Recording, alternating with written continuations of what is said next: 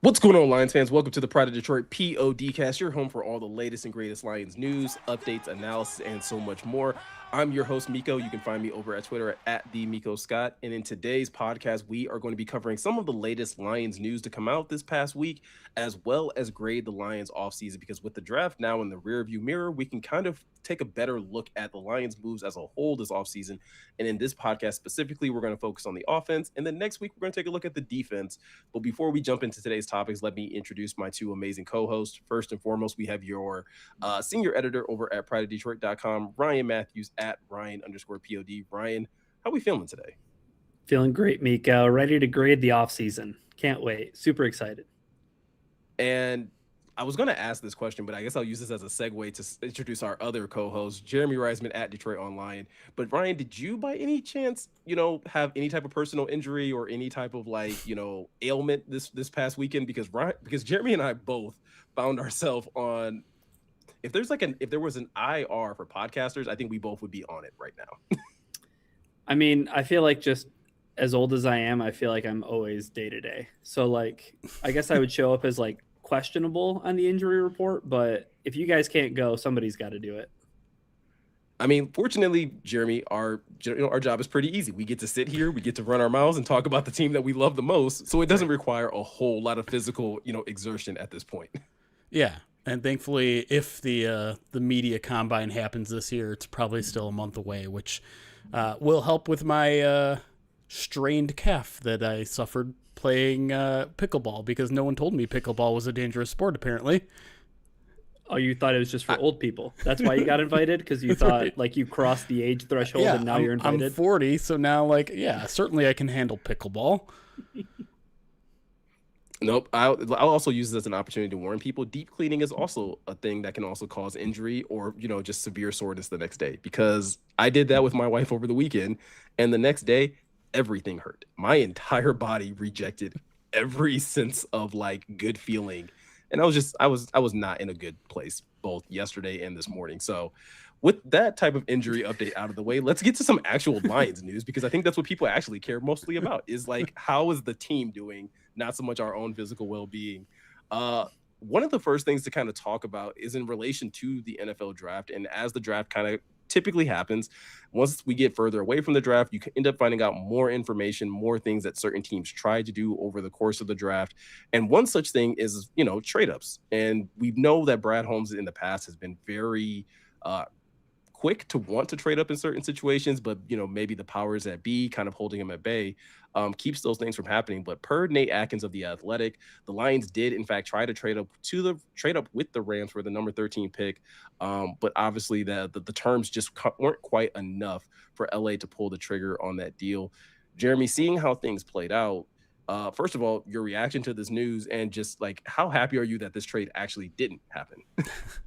Pretty happy. I mean, I kind of want to talk about this in the second segment with everything that they did at the offensive tackle position, but I knew they were in a little bit of I think we all knew they were potentially in a vulnerable position this offseason, or this draft in particular, with everyone under the sun knowing that they needed a tackle, and them, potentially having to get aggressive to go up there and get the one that they wanted. And so, the reality is what it is, and I don't mind them at least exploring those options and seeing what it might cost.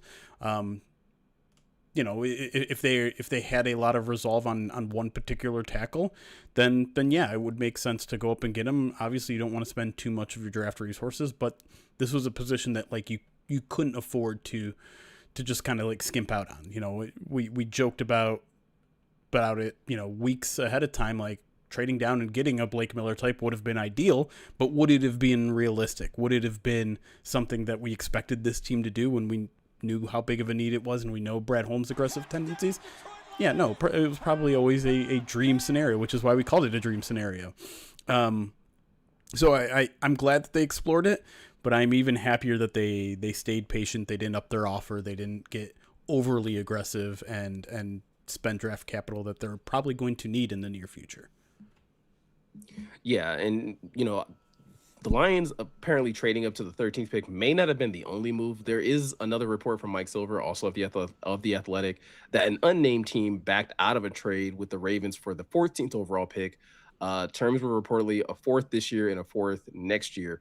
This, Jeremy, I think you kind of talked about this last week. I think even when we were talking about like this bit of news, but like that sounds very much like something the Lions could have offered, considering the fact that they had 2/4 this year, and obviously giving up a fourth next year wouldn't have probably been as costly to move up to 14. Once again, though, like, what do you think actually like went into the Lions maybe not quite pulling the trigger on this one? Because I don't feel like this one nearly is as costly as maybe trying to trade up to 13 or whatever the cost for 13 was going to be. Well, yeah, I mean, if you kind of follow the breadcrumbs here, Brad Holmes basically said, like, yeah, we tried. We were looking. Like, we liked Blake that much. We were looking. And then he said there was kind of a pivot point in the draft, and it was that Rams pick at 13 when they went against everyone's expectations and picked a quarterback. And he said by then we had a pretty good feeling that Blake Miller was going to be there, that he was going to be our guy. So it makes sense for them to back out at that exact point in which the Ravens were on the clock. So it certainly makes sense timeline-wise that is the Detroit Lions. You know, we don't know for sure whether it was or wasn't. But, yeah, I think at that point, the board looked pretty good, right? Like, obviously, Monroe Freeling was still out there. You know, I think the Ravens ended up taking Venga, right? So, like, you had three really good offensive lineman candidates there on the board, and you're 3 picks away. So you sit on your hands there, and you say, you know what, we're good with Venga, we're good with Monroe Freeling, we're good with Blake Miller. Whichever one falls to us, we'll be plenty happy. And I think, Ryan, when you look at how the draft played out, like, obviously, you know, hindsight being 2020, I think a lot of people are happy that the Lions stayed put and were able to get Blake Miller. But in a world where one of those trades go through, like, do you think the reception of the Blake Miller pick would have been as well received as it kind of is now?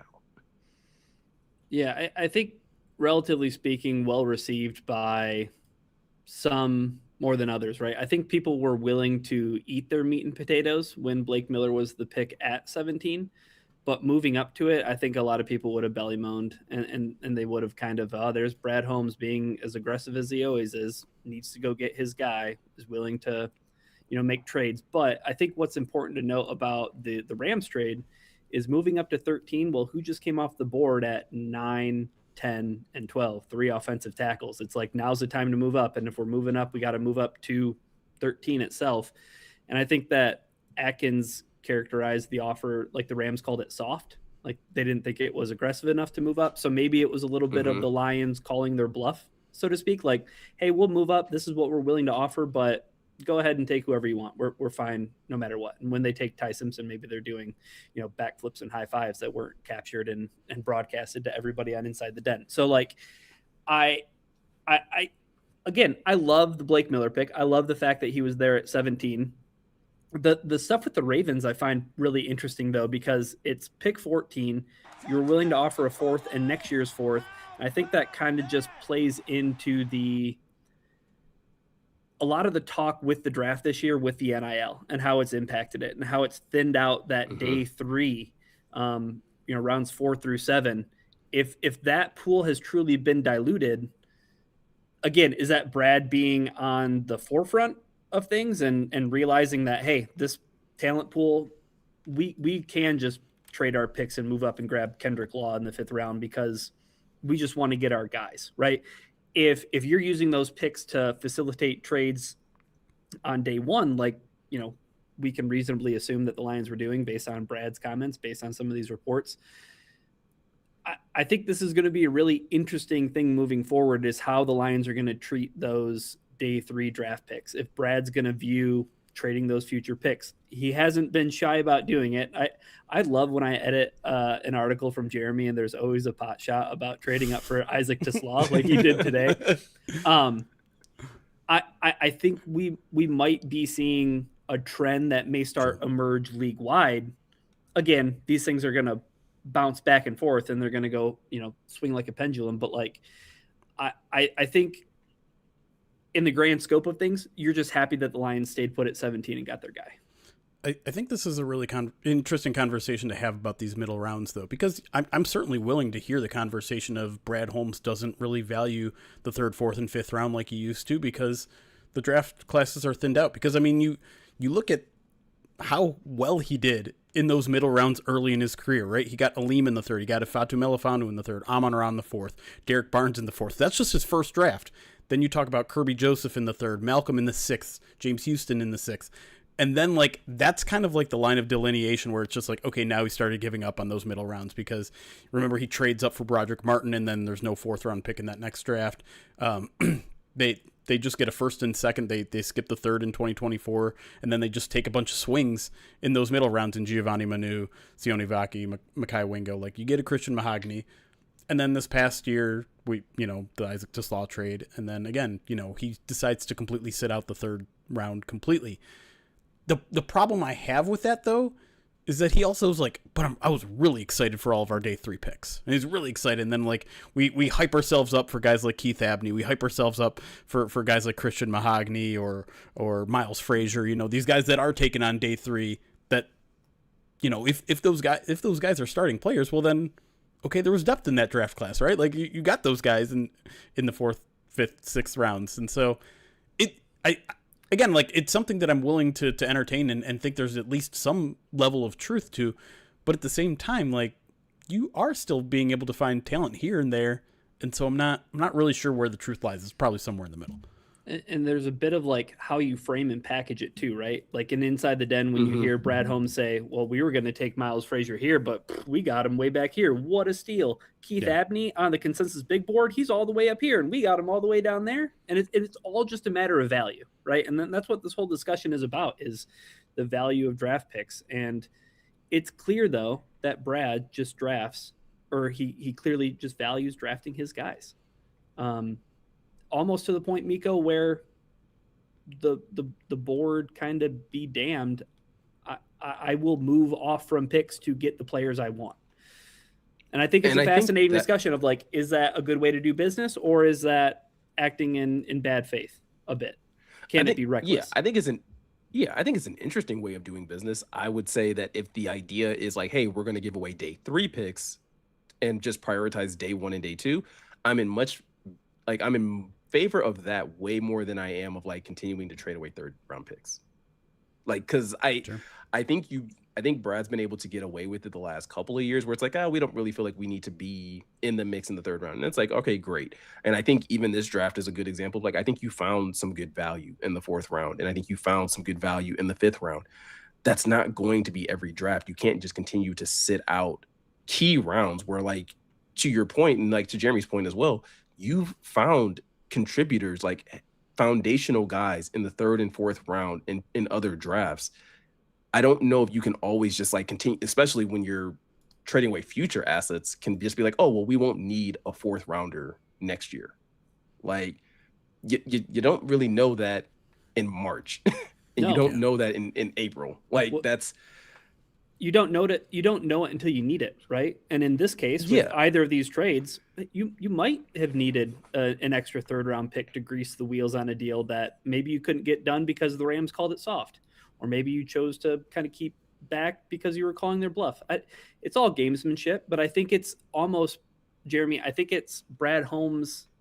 There's always the comparisons to Les Need and the F them picks mentality. Right. It seems this is on a micro scale. You know what I mean? They're not trading 1st round picks for players. They're not trading 2nd round picks for players, but they're, like, trading these future day 3 picks.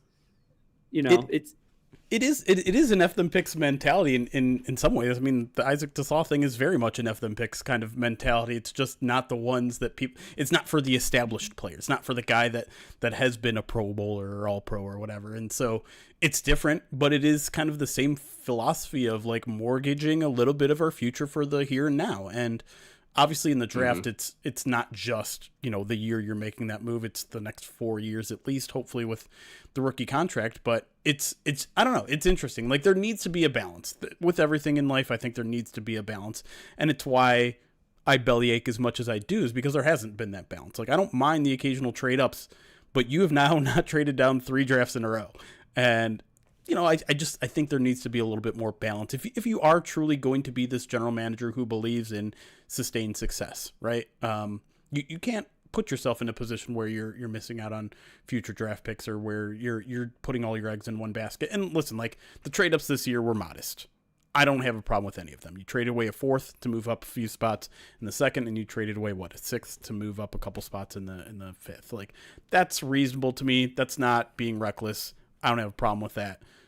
I'm more pleased than upset with how Brad maneuvered around the board in this draft. But had he done this one in the first round, I think I may have felt a little bit different. Yeah, and I think when you talk about, Ryan Bradholm's trying to be a GM that's a little bit more, trying to like keep his eyes on the present and the future, I think that really starts to show itself with some of the news that's come out about 5th-year options, because that's a situation where you're trying to keep an eye on what is happening currently with your football team, but also trying to make sure that you can lock up things in such a way that you can continue to extend guys and bring in new players. And the news came out, I believe it was in the middle of last week, with the Lions picking up Jahmyr Gibbs' 5th-year option, but denying Jack Campbell's 5th-year option. What were your initial thoughts when that news kind of dropped? Were you shocked? Were you like, no, this makes a lot of sense? Where did you kind of land on that one?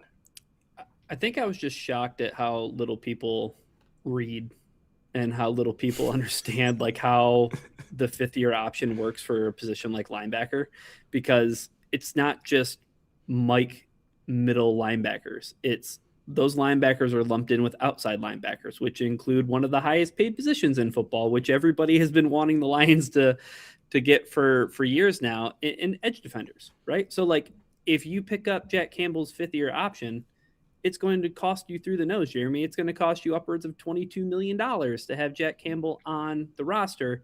But I think the interesting part of the discussion then dovetail into, okay, you took the non-premium position where you did in the 2023 draft. Now you're not getting that added benefit of the 5th-year option to keep player at a cost-controlled salary. Does that upset you in the calculus of Jack Campbell, or can we just be happy and satisfied that the Lions have the middle linebacker position, for the next 10 years? Oh no, we have an all-pro player, and negotiations for his extension are going to take a little longer. And they're going to start earlier. That's it. Oh, that's boy. It. Yeah. That's honestly the entire conversation, because like, you're saying cost controlled, but like, even Jahmyr Gibbs' 5th-year option, cost controlled, it's $14.3 million. Like, that puts him in the top 10 running backs. That's not really that cost controlled. Yes, he's not like highest paid 20+ million. Like, you get to put that off another year. Sure. Right. He's not Jeremiah Love, who hasn't played a down of football and is the highest paid running back in the NFL. I don't know. I think the media overvalues the 5th-year option more than teams do. Like, more and more teams are using it. Don't get me wrong, but like, the actual benefit of it is like fractions of percentages on the salary cap. They're not that much, especially if you're doing it with like a successful guy. A guy like Jahmyr Gibbs, a guy like Jack Campbell. Their 5th-year options boost up every time they make a Pro Bowl. Like, there's levels of it that increase, and as they increase, your actual savings on that 5th-year option decrease. Now, are you going to make the same argument? Well, if you wouldn't have drafted a Pro Bowl player with that position, you would have saved more. Like, no, that's a ludicrous argument to make, right? In the same way that it would be ludicrous to say, like, well, if you had drafted a different position, maybe you would have gotten a worse player, but you would have saved more. You want the better player. It's fine. And the Lions they're gonna extend Jack Campbell. They're gonna do it without like the infrastructure of that 5th-year option, which they bake into extensions pretty commonly, and they will do that with Gibbs. And yeah, it'll save a little bit of extra money for Gibbs, where you won't get that savings with Campbell. But where you will get the savings with Campbell is where you aren't paying him $21 million a year, $22 million a year, like an edge defender. It's going to be kind of close to that figure, because I think the highest paid linebacker in football right now is at about 20. So you are going to pay him a lot, but you aren't going to pay him that much. So why would you exercise the 5th-year option? It's fine. It's fine. No one should be upset about this. I was going to say, too, I think when you also factor in, like, these are players that, like, I know Brad has said it, I know the coaches have said, like, these are foundational players. And Jack Campbell, to me, is one of those guys where it's like, I would be shocked. Not saying that it couldn't happen, but I would be very shocked, Jeremy, if this is a situation where, like, you lose out on a player over, like, $1 to $2 million. Like, I think this is one of those players where, like, I fairly confident that Brad Holmes and, Jack's representation are going to be able to come to, like, a deal that makes both sides happy for a long time.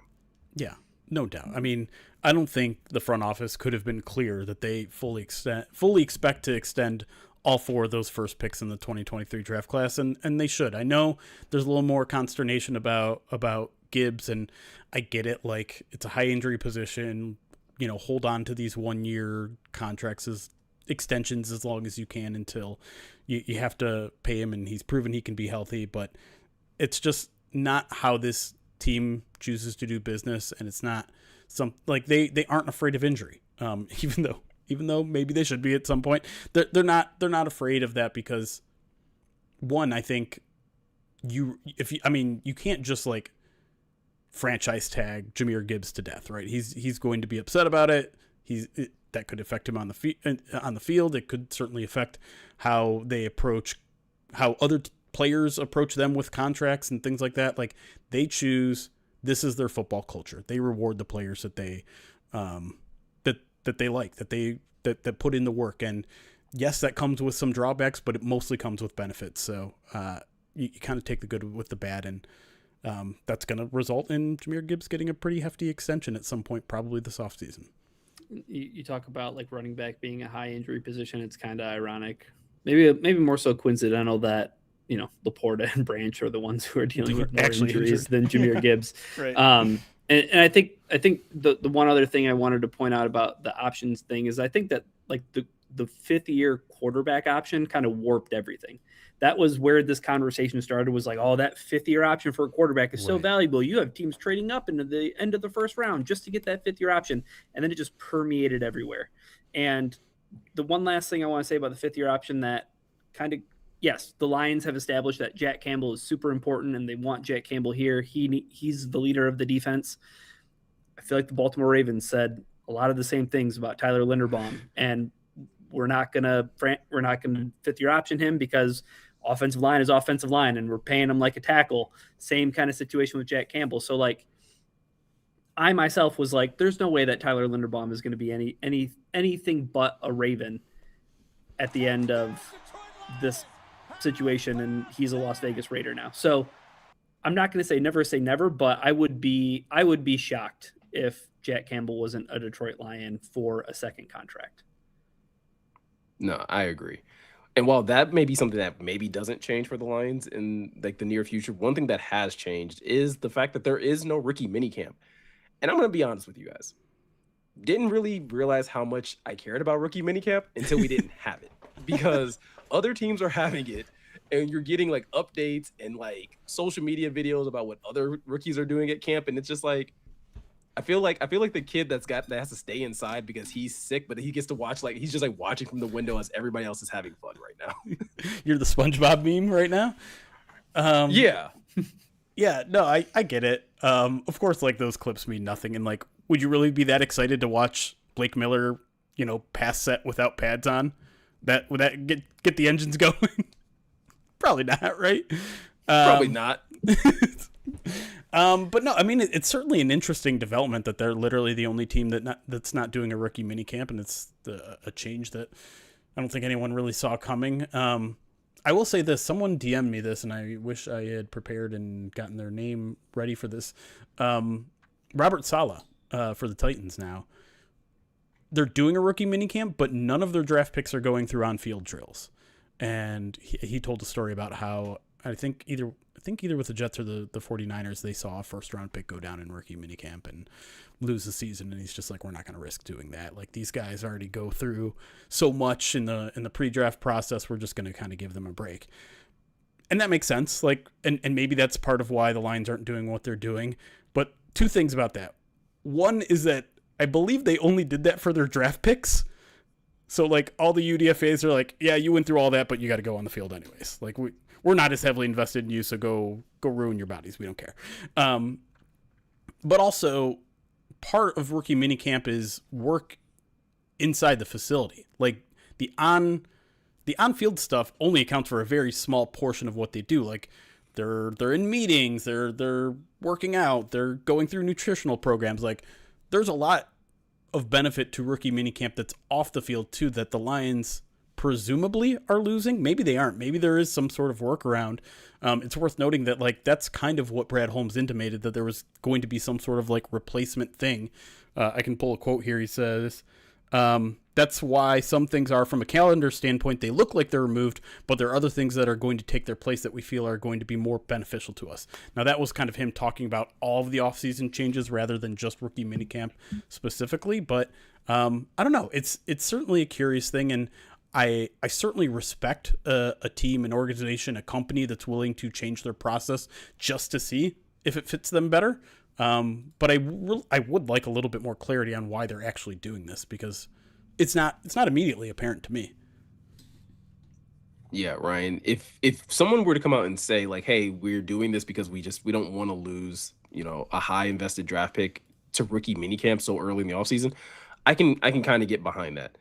There is a part of me though that feels like, from a lot of things that Dan has said once the season ended and a lot of the other coaches, there's also a part of me that feels like, are they just trying to give the guys as much rest as they possibly can, because OTAs and training camp are probably about to be so much harder than they probably have been in the past? It's interesting to think about.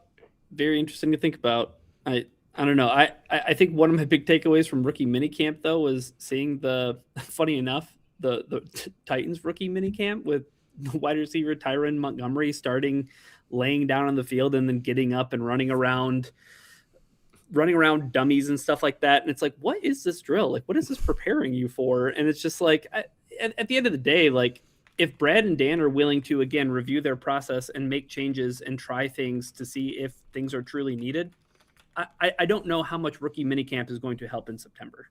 I really don't. And maybe Brad and Dan are trying to figure that out too. So if I don't know, maybe they just want an extra vacation. I can't hate on the guys for wanting to do that too. I don't know. I was gonna say, it's not like the players, the other core players on the team aren't in the facility doing off-season workouts or like getting ramped up and things like that. Mm-hmm. So selfishly, I've been getting like my bit of dopamine just from seeing, like, to your point, seeing the guys just run sprints. Yeah, just a picture of Amon-Ra St. Brown and Jameson Williams sprinting next to each other. That's all it takes. Yeah, the bummer is that there's no photo gallery to run through, right? And to be like, oh, that's interesting, or oh, that's fun, or oh, hey, that's cool, that's neat. Instead, you get, well, you know what? You do get Amon-Ra St. Brown sitting courtside for a Game 7 Pistons win. Listen, so, like, I love that. There are photo galleries of off-season workouts, but they're just like they're running or lifting weights. Like that's all we're getting right But not now. doing football things. Not doing football things. They can't do football things yet.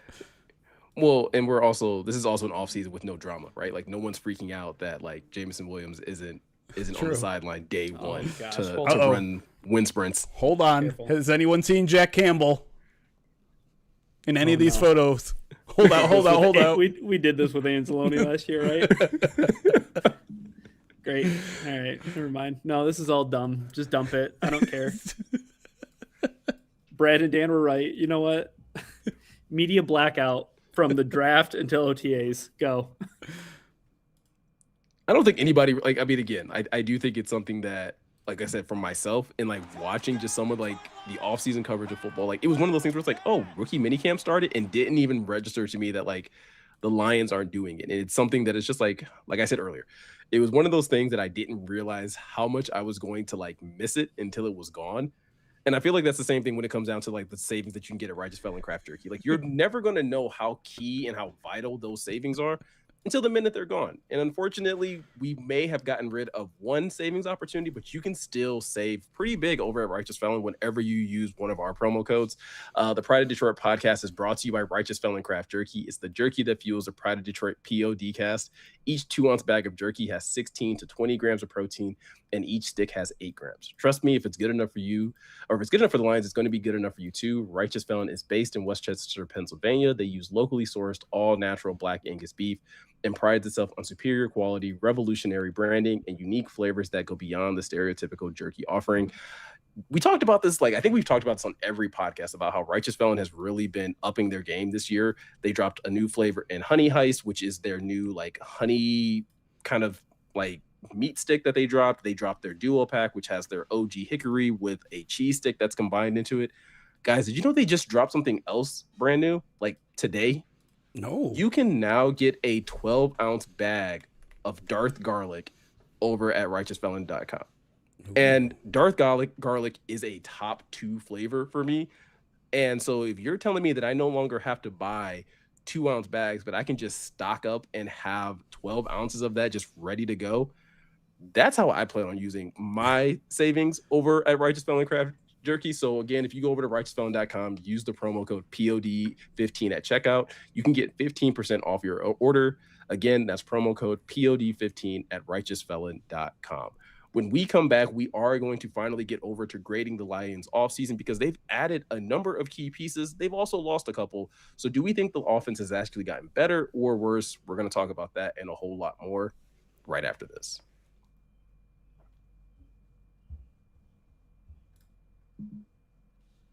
All right. I also want to say, just to be clear, Jack Campbell appeared in a photo gallery on April 22nd for offseason workouts. So It was a long time ago. that was before they declined his 5th-year option. That's true. Oh, Yeah, no. does he still follow the Lions? Have we checked to see if Jack Campbell still follows the Lions on all social media? Does Jack Campbell have social media? That's also a great question. That's also really, yeah. Jack Campbell strikes me as the kind of person who... Didn't he just get married or have a kid? I was about to ask, having a kid. Does Jack Campbell's wife have social media? Because She does. Megan Campbell. And they're having a baby boy, as announced 6 days ago. Jack has 8 posts on his Instagram. that sounds so Jack Campbell. One of them is a picture of him in high school. Which one? The Cedar Falls one. Oh, yeah, that makes sense. Anyways. What's up, chat? How we doing? Feels like it's been a little bit. It's just been a week. No, it hasn't even been a week for me. It's been like 5 days. It's just been a long week. Last week was Just long. been a long week. I agree. Let me get through alerts, and then we can hang for a little bit. I think we're going to generally have a pretty short break here, because we all got lives. But same time. The best part of our life is spending it with you guys here. That's right. Speaking of you guys and alerts, Slyest Rye, 50 months subscribed to the channel, 50. It's you guys. It's your Jared Davis. No. Nope. No. Jared Davis was 40. Oh, you're right. How could you say that? You have a Jared Davis jersey. I was trying to look over there. Who's 50? Who's a good 50? I'm really Teddy Bridgewater. Teddy Bridgewater. Thank Shout you. out Dan Pask. Thank you. It's my Teddy Bridgewater. Ernie anniversary. Sims. I'm getting my busted first round linebackers. No. mixed up. How dare you do that to Ernie Sims? What? It was no. Was he not a bust? Yes, but I think yes, but I think Ernie Not Sims his gave us fault. like more. Yeah, I think he gave more memorable moments than what Jared Davis did. I don't know. define memorable, because Jared Davis running full speed into somebody and just knocking them over at the line of scrimmage, but then that's the extent of his contributions to the play, was highly entertaining at times. Hey, only one of those players ended up making it back to Detroit after they left. That's all I'm going to say. It's a good point. It's a good point. It's a good point. Thurston Armbrister wore number 52. Excuse me? Do you remember him from 2016? He must have made my name bracket. Had Assuming to I have. was doing it back then. I'm not sure if I was still. Had to have. Middle linebacker. Only played in 31 games. I only started 5, but yeah. Why hasn't there not been a lot of players to wear that number? It's a good linebacker number. It is a great linebacker number. I think Earl Holmes wore it as well, if you remember him from the mid 2000s. A little bit. I think he came from Cleveland, maybe. I'm looking at the Pro Football Reference. I love that Pro Football Reference has this, by the way. Yeah. Just a list of everyone who wore the name. So, like, Chris Claiborne. Okay. Sure. Yeah. Uh-huh. But that's kind of that. But I was going to say about Ernie Sims, the thing that's funny about Ernie Sims is during the draft process, I mentioned this in the Slack channel, but I'll tell it to chat. But in our WordPress that we use to publish articles, you can see like how many articles have been published on POD. So I went back to the very genesis of Pride of Detroit, and one of the first articles was about the 06 draft that Ernie Sims was taken in. Yep. It was one of the Pride of first Detroit articles. just turned 20 years old last Monday. There you go. So like I was reading about Ernie Sims, and like one of the things coming into the NFL, there were concerns about his concussions. And reading that where it was like, it's not a problem. It's all good. I passed all the tests. And it's like, oh, it's 2006. Oh no, Ernie Sims. Oh no. Like if somebody had concussion problems in 2026, how big of a ding is that in their draft grade? Oh gosh, like, a couple rounds. If it's maybe, multiple, right? Yeah. I don't know how good the reporting of college concussions were. Even are currently, yeah. Yeah. I was gonna say, because like you're talking about 2006, like back during a time when like guys were just like getting concussed and then going right back into the to the field of play. POD 15 Lion Glue.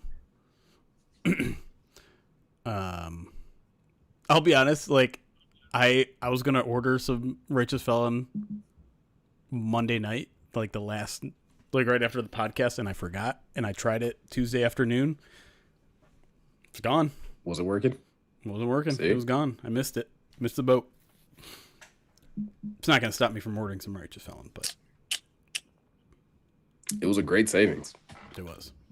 But 50% is still good. True. And like I said, like 12-ounce bag of jerky is, and if you haven't had Darth garlic, it's amazing. It is pretty good. Oh, we got to update. Yeah. Exclamation point jerky. I'll do that at some point. Not right now. Thank you for the 54 months. Subscribe to the channel. That's an easy one. That's the Chris Spielman or Lee McNeil. Krolik, 59 months. Says LFG 59 months. Which position battle are you most looking forward to this year? I think there's 3 to jump to mind, and it might just because those might be literally the only 3 that are going to be position battles. There'll be more. Can I guess the 3? Yeah. Left guard. Yep. Wide receiver 4. No. Oh. I don't care about wide receiver 4. You don't care. So you don't care. You didn't care about Cleve Raymond. Okay, got it. Not his offense.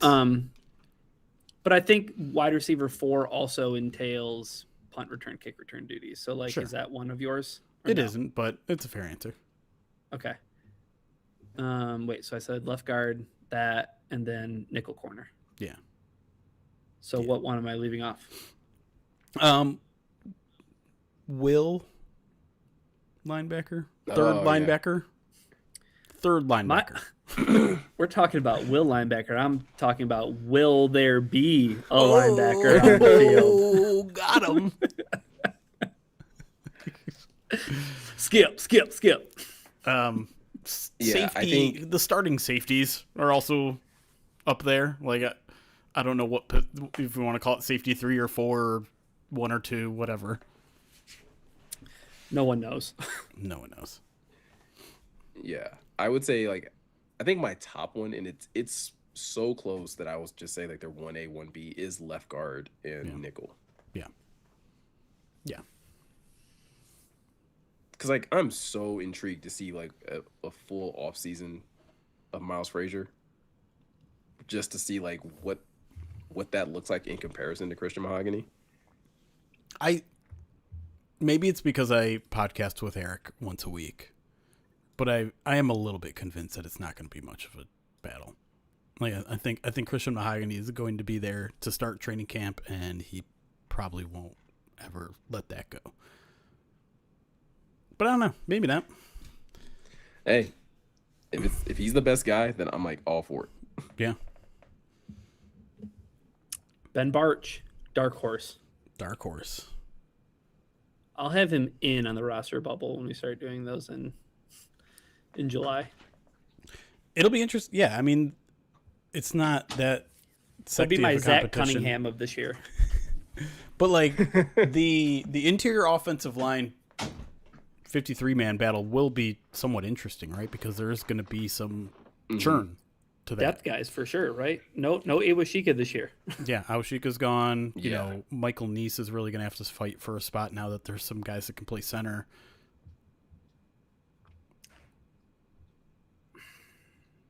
Yeah, well, we're going to get into that in the second half of this podcast, talking Yeah. about center and guard and True. all the such. Oh, I forgot to add. There's another name in there that I probably should have added on the ends. That's McLaughlin. Seth Oh, McLaughlin? That sounds about right. Yeah. The guy from the UDFA from Ohio State. Yep. Yeah. Mm-hmm.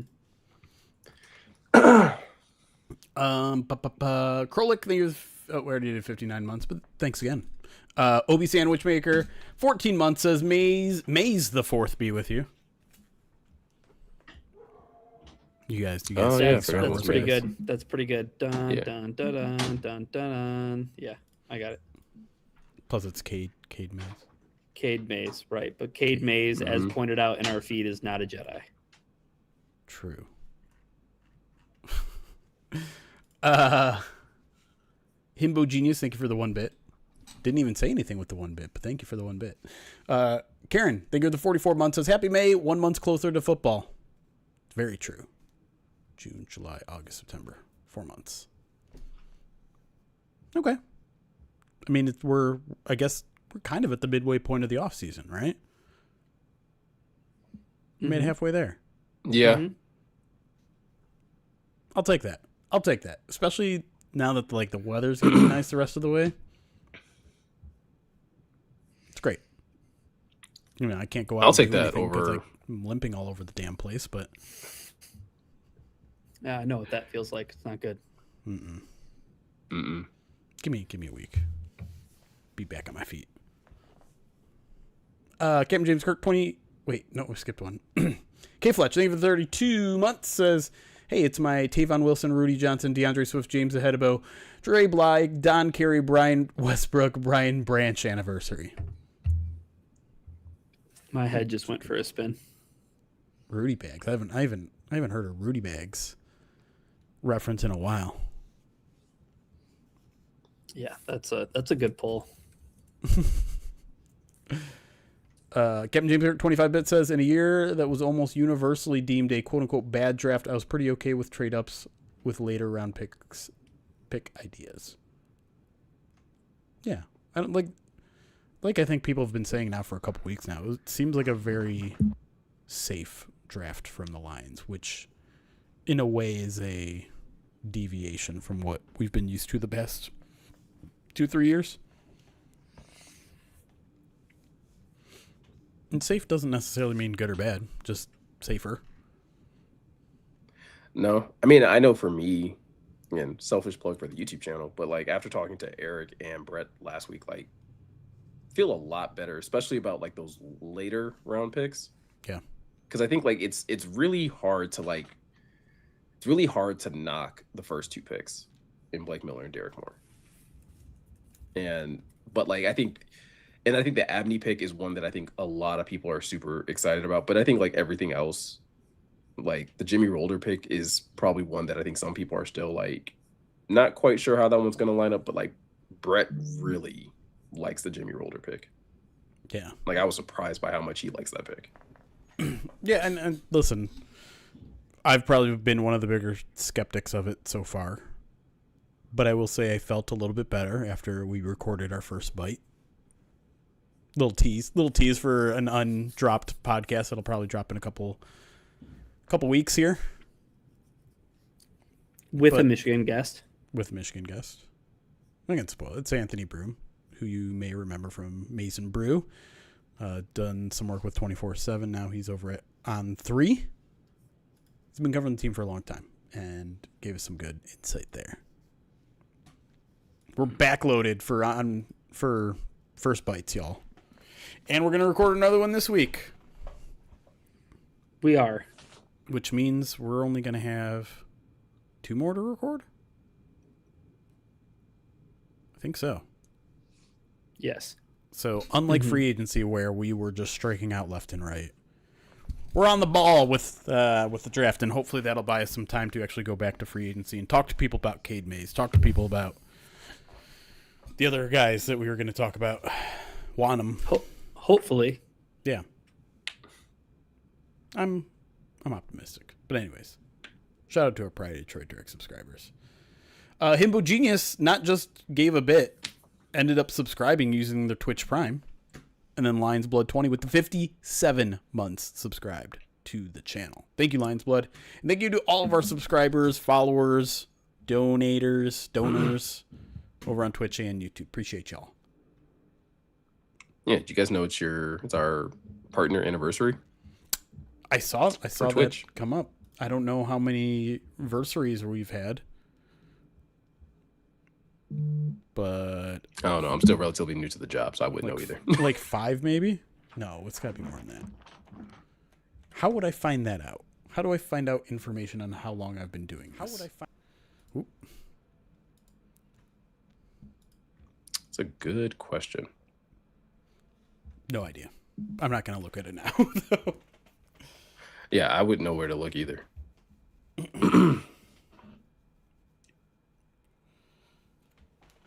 All right. As the All caught double up on DDs? alerts. Double DDs, what does that mean? Donors? I don't know what that means. With some respect on it. Whoa. Easy Sports Turf Pro. Don't let your head get big. Do we want to talk anything else before we jump back in? I mean, we could talk... Oh, PODD, I see. We could talk Pistons. We could get sad and talk the Tigers. Yeah, we're gonna talk about another sports team. It's definitely gonna be the Pistons. I mean, like, just think about if the Pistons had lost that game yesterday, and then you get the Scooble news today. It would just be like, "Have you had enough? Have you had enough?" No. Good thing that's not a reality, though. Good thing that the Pistons have a top.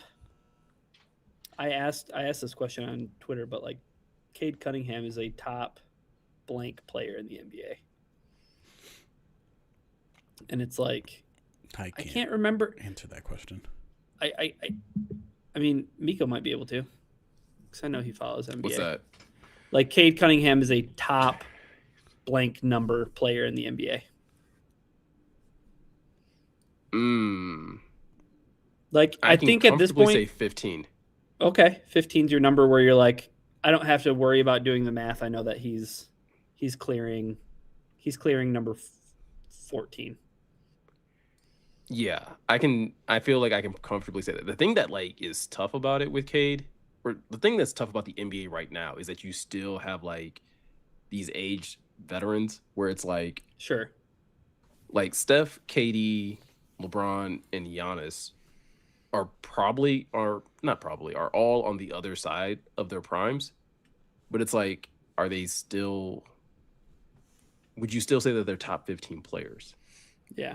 It's a good question. I mean, LeBron is, 41 years old, and he just was the best player in an NBA playoff series? Yeah. Like, what? It's nutty. Yeah. Which is crazy. But then meanwhile, you have Kevin Durant, who apparently his whiny attitude did not sit well with some of his teammates in Houston. And, yeah, it's an interesting question, Miko, because it's like, do you value – I mean, obviously, I think – maybe if you change the question from like he's a top blank player in the NBA to like he's X number most valuable player in the NBA, like that changes the discussion, because then it takes the youth into account. It takes the fact that, I don't know, getting that series win was just so huge. And I think for the first time in our lifetime, we can say that there's a Pistons player who could viably win the MVP.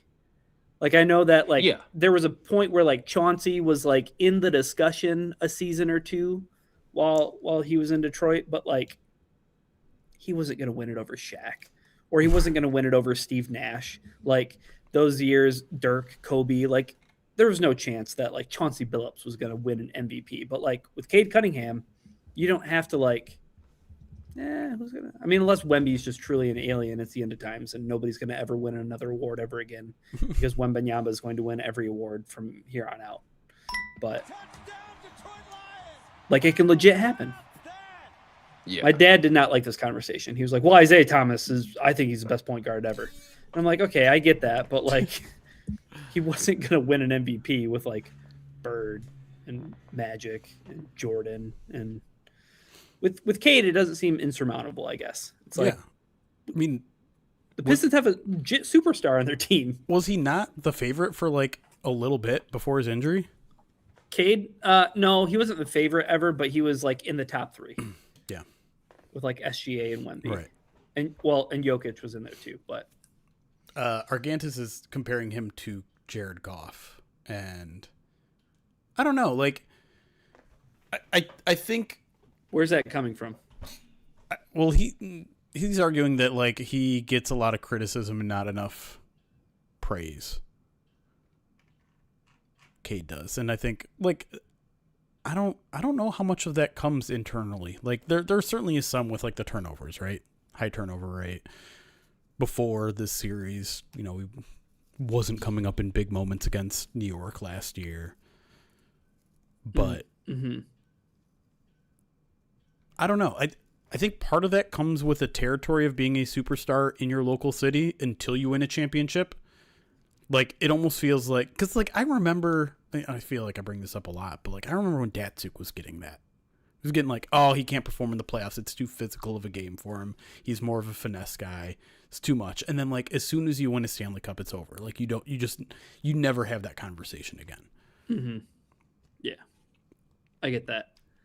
I think that the fundamental difference, though, is that Cade is virtually almost everything to the Pistons offense. And I think a lot of people think that Jared Goff is like not replaceable, but like who wouldn't succeed as the quarterback in that offense with all the pieces around him?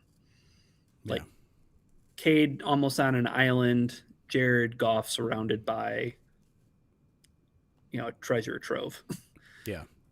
I think that's fair. And I think nationally there's more respect for Cade than there is Goff. Oh, yeah, 100%. I agree with that totally. Ryan called Goff a system quarterback now. I've been saying that, brother.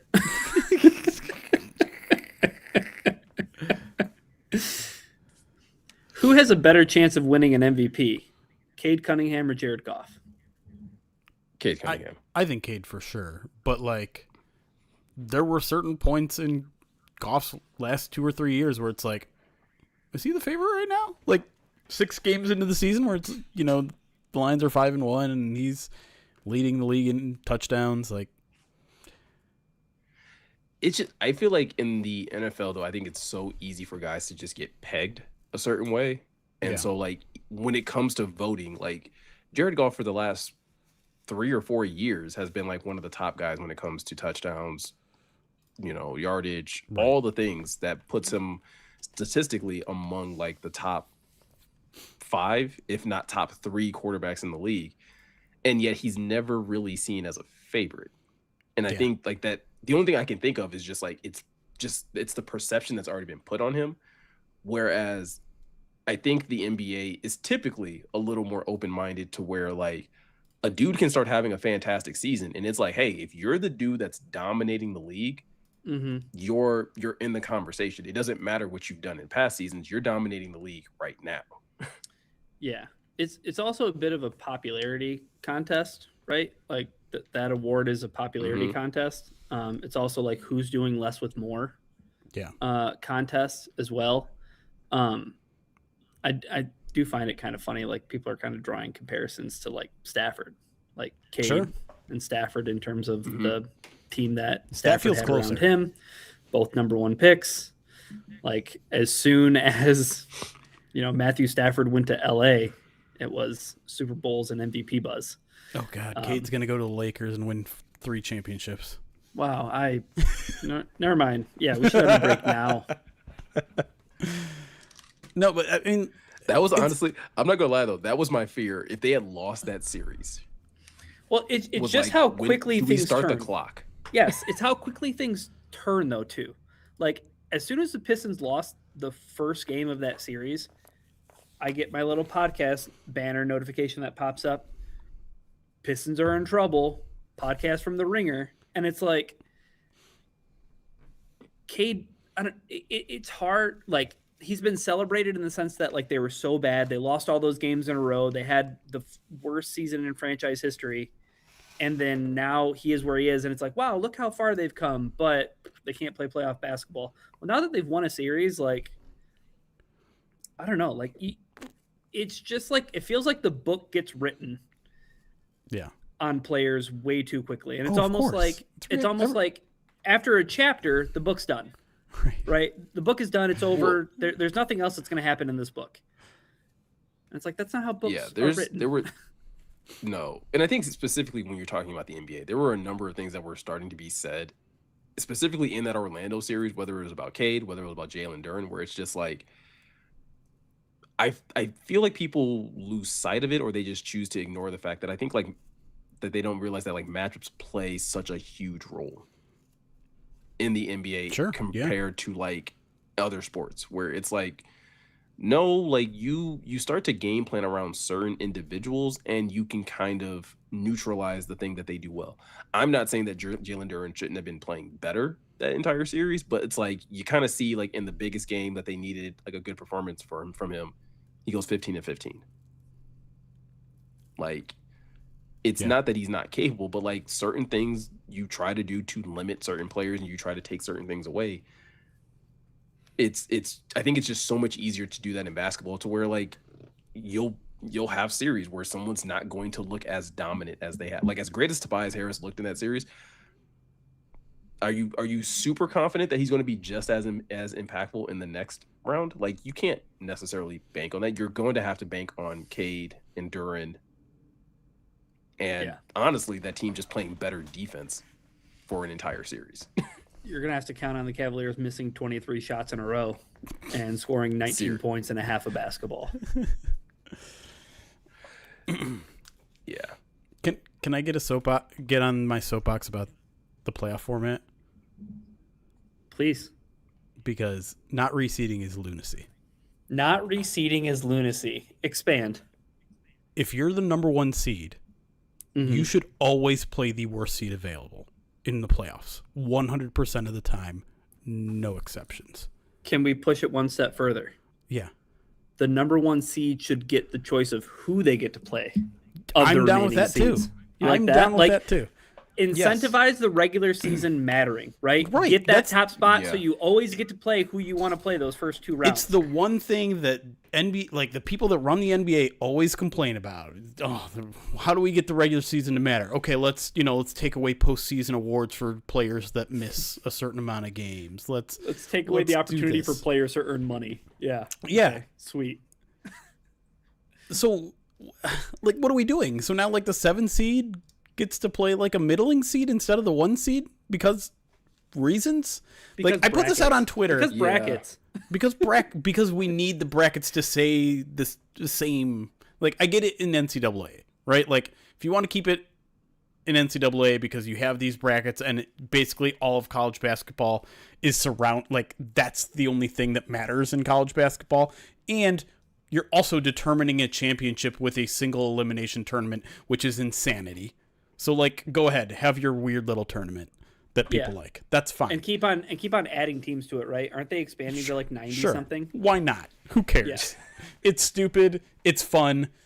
Great. But if you're a professional sports league and your goal is to actually determine who the best team is, you need to reward the team that has been the consistent best team, and you need to punish the team that has been consistently the worst team.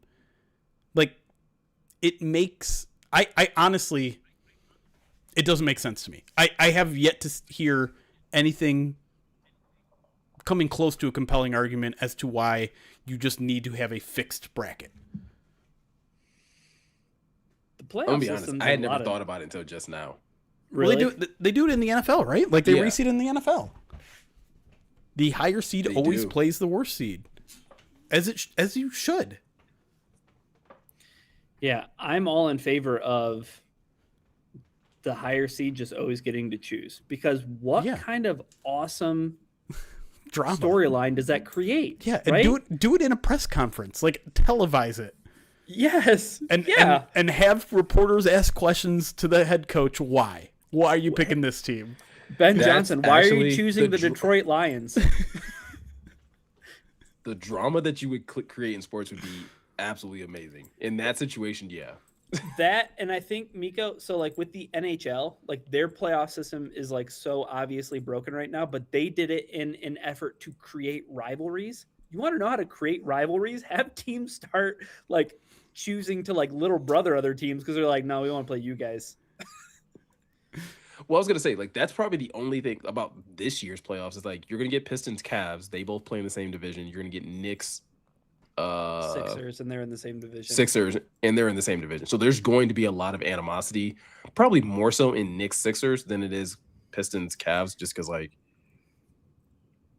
I don't know how I don't know how like there's a lot of history there, but yeah, New York versus Philadelphia is already like as soon as the Game 7 ended between Boston and Philadelphia, it was immediately Joel Embiid, don't sell your tickets to Knicks fans, which part of me understands, but part of me is like, who cares? Like, I'll sell my tickets to whoever I want to. Like, capitalism. Yeah, I don't care. I was saying, yeah, these tickets are going for $800. I'm selling these. yeah, this is insane. Like, and like Embiid was like, I'll pay. Like, I'll pay for. Okay, yeah, I'll invoice you, big fella. Like, don't worry, I can write it up. Just let me know where I need to fax that to. I'll send you the invoice for how much it's going to cost. But like, because did you guys see that funny tweet that was rolling around from like Tigers? The receipt of like how much this guy was like, man, it's insane how much it costs to like take your family to a ball game these days. And it was an itemized receipt, and it was like cotton candy, popcorn, 17 Miller Lights.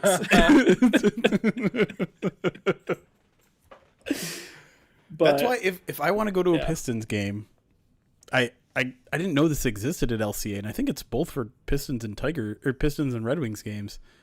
There's the Labatt Blue Zone. Yeah. Yep. Where I'm familiar. It's like I think it's 201 to 205. Unlimited hot dogs, unlimited nachos, unlimited popcorn, unlimited pop. Yeah. What else do I need to say? For how much? I don't know. I don't know what the standard, but like if I'm going to a game, which I probably am not, but like there's a small chance I go to a game, I need tickets in that section.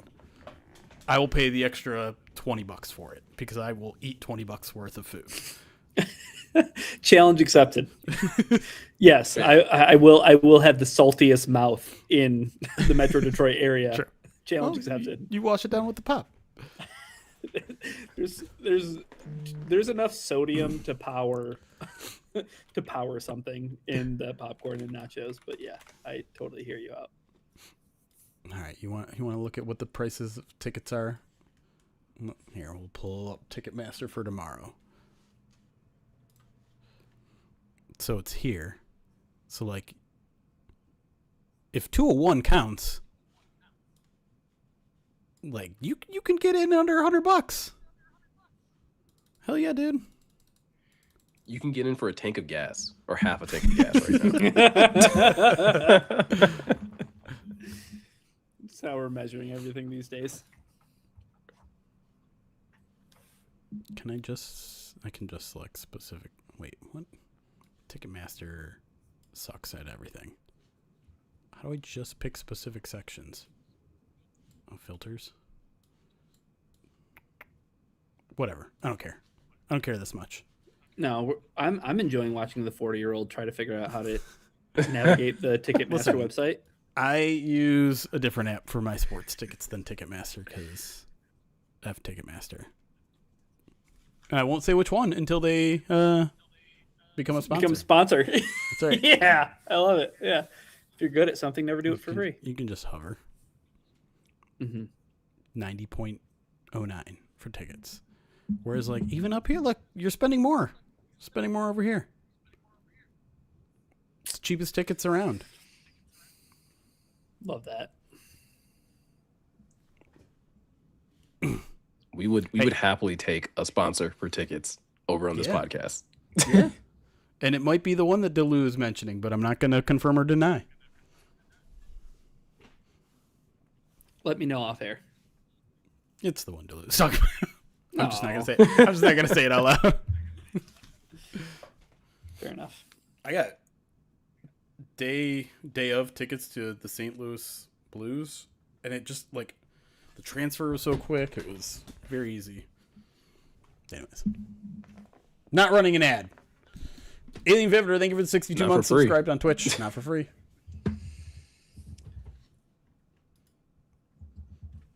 We're caught up on alerts. We're caught up on alerts. I think we're ready to go. You want to jump back into the show? I do want to jump back in the show. Yeah. But no, I don't want to. Nope. Never mind. I haven't seen the movie, so I don't want to comment on it because I've heard things, but let's leave it at that. What movie? The Michael Jackson biopic. Oh, haven't seen it yet. I haven't seen it either. I was told that the movie ends after the Bad album comes out. Yeah.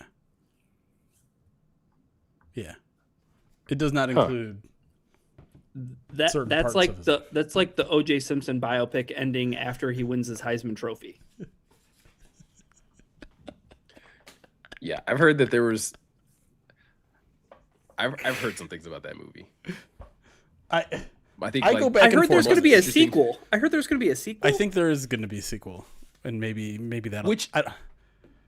If that's going to cover the other half of his life, then awesome. Right. Not awesome, not awesome probably for his family. Sure. But great storytelling. I go back and forth on it because if you're choosing to do a biopic on someone, it should cover their entire life. And in general, I don't like splitting things up into two parts. Like, just become a better storyteller and be able to tell something in 2 hours. But like, there is part of me that also gets like, hey, we just want a movie that's going to celebrate the good parts of his life. And like, I can kind of get behind that. Kind of. I struggle with this. I watched the Hulk Hogan documentary on Netflix, and like, there was part of me that like, even going into it, I was like, my feelings about Hulk Hogan showing up to Lions training camp are well out there on the internet. Don't worry about that. Like, you can find out. Like, I mean, Hulk Hogan, not a good person. But man, there certainly was a part of me that like, even people who I think feel that way about Hulk Hogan, like when he passed away, it was like the wrestlers talking about like, I wouldn't have a job like making the money that I make without what Hulk Hogan meant to the industry.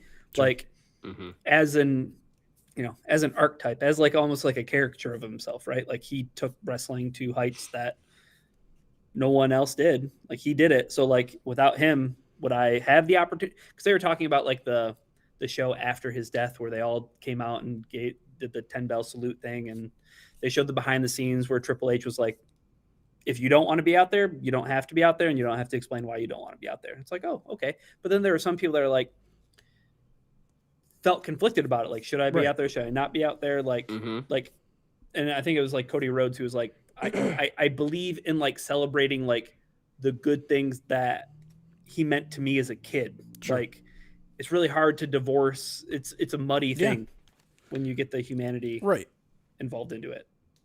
And I think in a lot of ways, then like, yeah, if this isn't the Michael Jackson movie you don't want to see, then don't see it. Like, then don't go watch it. Don't buy a ticket. That's kind of where I'm left with. Like,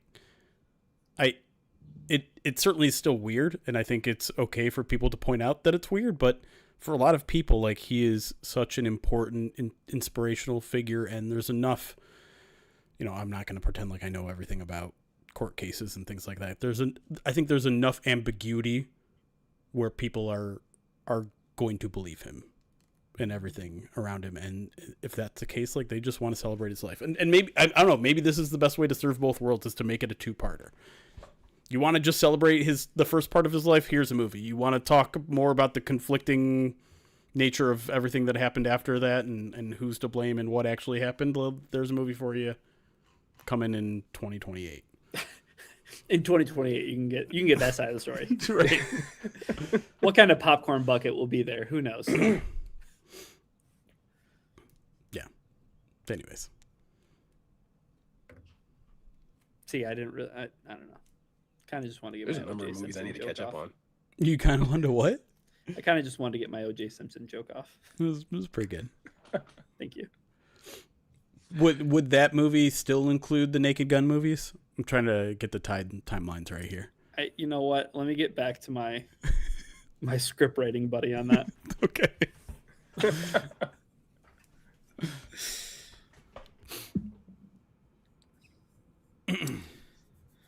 All right, you want to grade the offseason for the Detroit Lions offense? Wait, hold on. Lines one, you watched the movie while listening to day 3 of the draft. I need to know the logistics of that. Were you in a theater with like a stream of the draft playing in your ear? If it involves piracy, please don't out yourself. You don't have to implicate yourself in any. You had earbuds in. Okay. I have thoughts. I don't love the idea. I don't love the idea of being able to see someone watching the draft in a movie theater. But you know what? I have more questions about listening to day 3 of the draft. I guess if you, that's also fair. But I guess if you have the phone in your pocket and it's just like streaming, and you're just listening to it in your AirPod. Yeah. Again, that's 2026. I'm not yucking people's yum. But that's affecting other people. If his phone was out, in this case, it's not affecting other people, assuming it's not too loud. And I agree that's a semi-insane way to take in day 3 of the draft. But hey, well, hold on. People like day 3 of the draft a lot more than I do. I was gonna say I think the other argument can be made. They were being very productive by multitasking. Like day 3 in the drafts, it's just a little vinegar gnat in your ear. It's background information. I'm on to other things, but at least I'm keeping an ear on it. You know. To me, it'd just be hard to like keep track of everything. Like, okay, who's on the board? Who's up? When are the Lions up? You should listen to day 3 of the draft while you're watching draft day. I still have never seen that movie. I haven't either. I've heard so many things though. I feel like I know the entire movie already. Didn't we try to do like a live stream where it was like a watch party where we were going to watch draft day? We were going to do that, and then they took it off Amazon Prime. And now watch parties aren't even a thing on Twitch anymore. They're taking away all of our loved things. Like, when is Twitch Sings coming back? Twitch.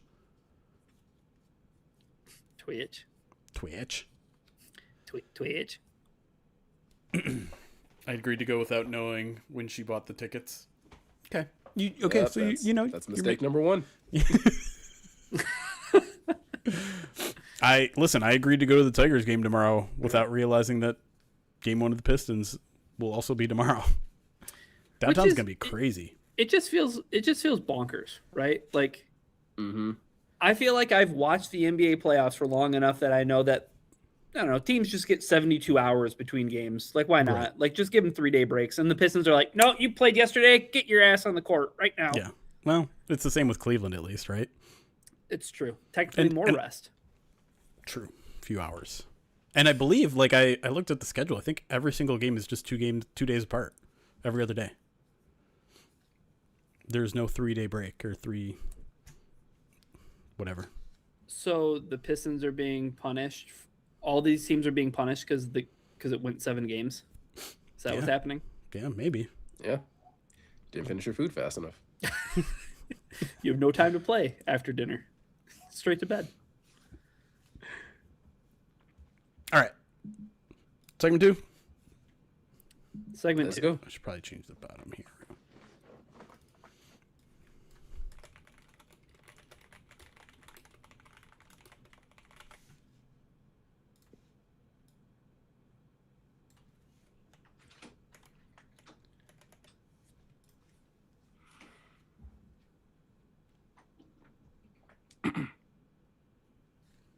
And welcome back to the Pride of Detroit PODcast. Here in segment 2, we are finally getting to grading the Lions offseason when specifically looking at the offense. They have made a number of moves during the offseason, whether it was in free agency and now with the draft being over, that I think, Jeremy, we actually have like a pretty well-rounded view of what the roster kind of looks like right now. Not to say that more moves couldn't be made throughout the offseason, but at least how things currently sit. I think there's enough here for us to kind of break it all down to at least get an idea of, did the Lions offense actually get better? Did they get worse? Have they stayed kind of stagnant? So I think the plan is to kind of go through this position by position, talk about some of the wins, some of the losses, and then just kind of get a full scope of where we think this team has landed. Yeah. And I like this exercise because, we're grading things in a vacuum as they happen, right? Like, oh, they signed this guy, give this sort of grade. But now that we have like a fuller picture, we kind of have an idea of maybe what their vision was for roster building this entire offseason. Like you said, there might be another move or two made between now and training camp, but generally speaking, I think we have a pretty good picture of how everything played out and how this team is going to look in 2026. Yeah, so let's go ahead and get things started with the quarterback position. Not a huge amount of change, but there still was obviously some pretty significant change by obviously the Lions adding Teddy Bridgewater back as the backup quarterback, and then also signing I cannot remember his first name, but Altmaier as a UDFA after the draft. Luke. But they've also lost, Luke. Altmaier. Thank you, sir. Mm-hmm. And then obviously parting ways with Kyle Allen in the offseason. Overall, like, how are we feeling about the quarterback group at this current juncture? I mean, I would venture to say it maybe got a little worse. A little bit. Ryan is giving me a face. Bridgewater. I was saying Ryan raised his eyebrows. I mean, Kyle Allen, huh? I just thought it was kind of a slam dunk re-signing. Now, I mean, clearly the markets thought he was a better quarterback because he signed a 2-year, $4.1 million deal compared to Teddy Bridgewater's 1-year, $1.8 million deal. And I'm fine with the Lions not spending the extra resources for a tiny upgrade to Kyle Allen, to be quite honest. Like, I'm not bothered by the fact that they went with Bridgewater. I think some of the intangibles he adds to the team, his leadership, his mentorship, with the young players, not just in the quarterback room, but the wide receiver room. The Lions have a couple of really young guys there, right? They drafted 2 last year. They drafted 1 this year. So that probably offsets maybe any sort of step back that they're maybe taking on actual like on-field results. And I just think Bridgewater doesn't bring you much to the actual quarterback position if he has to play, where Kyle Allen, I think you can squint hard enough. And, he played well in the preseason last year as well. So it's fine. Overall, I would say maybe they got a tad worse, but considering they were in ultimate let's not spend a lot of money mode, I don't mind giving Bridgewater a little bit less and not a 2-year deal versus Kyle Allen giving you a 2-year deal. So give me a B-. My patented B- on the quarterback moves this offseason. Ryan, I'm gonna give you a chance to rebuttal because I feel like you feel strongly different on this one. I mean, it's just the same Kyle Allen that didn't have the backup job until Hendon Hooker lost it. And that's how I kind of felt about Kyle Allen. Like, yes, he did win that job, right? It was equal parts him winning the job, sure. Hendon Hooker losing the job. I think Teddy Bridgewater just makes more sense for this football team because of his veteran leadership, because of, we talk about what he meant to Jameson Williams and his maturation, like the intangibles that you've covered, right? The mind in the football room when it comes to prep, when it comes to getting the team ready and making sure that Jared Goff is on his P's and Q's. But I really like the Luke Altmaier stuff. Like, I don't know if the Lions are going to carry 3 quarterbacks. I venture to guess that they're probably not going to. Maybe Luke Altmaier can stick around on the practice squad. He could very well get poached. He could very well end up like not making the team and maybe not sticking around in the NFL. Who knows, right? He's a UDFA. I do know what is really interesting is that as far as their athletic scores go, Altmaier and Teddy Bridgewater are really similar prospects from an athletic standpoint. Both undersized guys, both light guys in terms of weight, but a lot of their testing pretty similar, like ran pretty similar 40 times, very similar 10-yard splits. So it's almost like there's kind of a type there that they're interested in tapping into. And I don't know, like I think that I'm willing to give this. I think that they improved. Like, I feel better about the quarterback room this year than I did last year, just because I didn't know who was going to be the backup quarterback. I know who the backup quarterback is going to be coming into the Lions season in 2026. It's going to be Teddy Bridgewater. I couldn't say the same a year ago this time. I didn't know if it was going to be Kyle Allen or if I didn't know if it was going to be Hendon Hooker. So I'll say that the quarterback position, I feel like a B+, and Jared Goff is what's bringing that down. I like that for a rebuttal. What a troll. Jared Goff, a standard B+ player in the NFL. I'm surprised you didn't say there's going to be a quarterback controversy. Oh, come on. I mean, let's keep things in the realm of possibility now. I have to let that build steam, Miko. We can't Kellen Moore Luke Altmaier on May 4th. We can't do that. That's fair. I will agree with about 90% of what Ryan was just saying, though, because I do feel like it is an upgrade at the backup quarterback position when looking at Teddy Bridgewater. And for all of the reasons that you kind of outlined in terms of what he brings, in terms of his intangibles, in terms of what he does and brings to the field, like Kyle Allen for me always just kind of felt like was the ultimate Band-Aid, in my opinion. Like, and it was the Band-Aid that you didn't really want to have to use. As well as he would play in the preseason, it was kind of the lack of just like in-game production that really kind of mattered to me. And I feel like with Teddy Bridgewater, even as he's continued to kind of get up there in age, like you still feel really good about if Teddy Bridgewater comes into a game that he can at least lead you to a win, that he can lead you down to a couple scoring drives and things like that. I at least feel that way when it comes to him. I do not. I did not feel that way whatsoever about Kyle Allen. I understand why you feel that way because you saw it happen in the NFC divisional round against the Washington Commanders. The game they won? No, the game where Teddy Bridgewater was in and they scored a touchdown. I'm just saying he did not look great with the Bucs last year. He only threw 15 passes, but it was not a good performance. And I think like if that's how you feel about it, like I can understand that, but I feel like the same thing is true about Kyle Allen, where again, as much as we can sit here and be like, hey, Kyle Allen won the job last year, like it was a horrendous performance by Hendon Hooker last year in that preseason, and all of Kyle Allen's performances didn't look as magical as some of the other ones. So it's just like I think at least you're getting someone that at least, like I said, brings something on the field as well as something intangible to maybe be able to help some of these younger receivers just kind of get up to speed a little bit more when it comes to being at the NFL level. He signed now, with in the regards Bills, to right? What's that? Kyle Allen, he signed with the Bills. Yeah, I think that's right. Okay, yeah. That's Buffalo just trying to dupe people into buying the wrong Allen jerseys. I will say this really quick about Altmaier because I probably should have mentioned him too. Like the book on him is that he's super smart, which is kind of exactly what you want from a backup. So like if Altmaier can grow into a like longer term backup, which this city has needed for quite some time, like that's a huge win. I also think that's his ceiling, and we might not see it for a year or 2 or 3. So I think the most likely scenario is he spends at least 1 year on the practice squad, and we'll see where we're at in 2027. Or even in Detroit, if that even happens in Detroit, right? That may happen. That may happen elsewhere down the line. But Miko, I think the legitimate question though is like, well, who is going to be the backup quarterback beyond this year? Because I don't think I can say with any definitive conviction that it's Teddy Bridgewater. Like that feels very much like a case, a year by year kind of situation.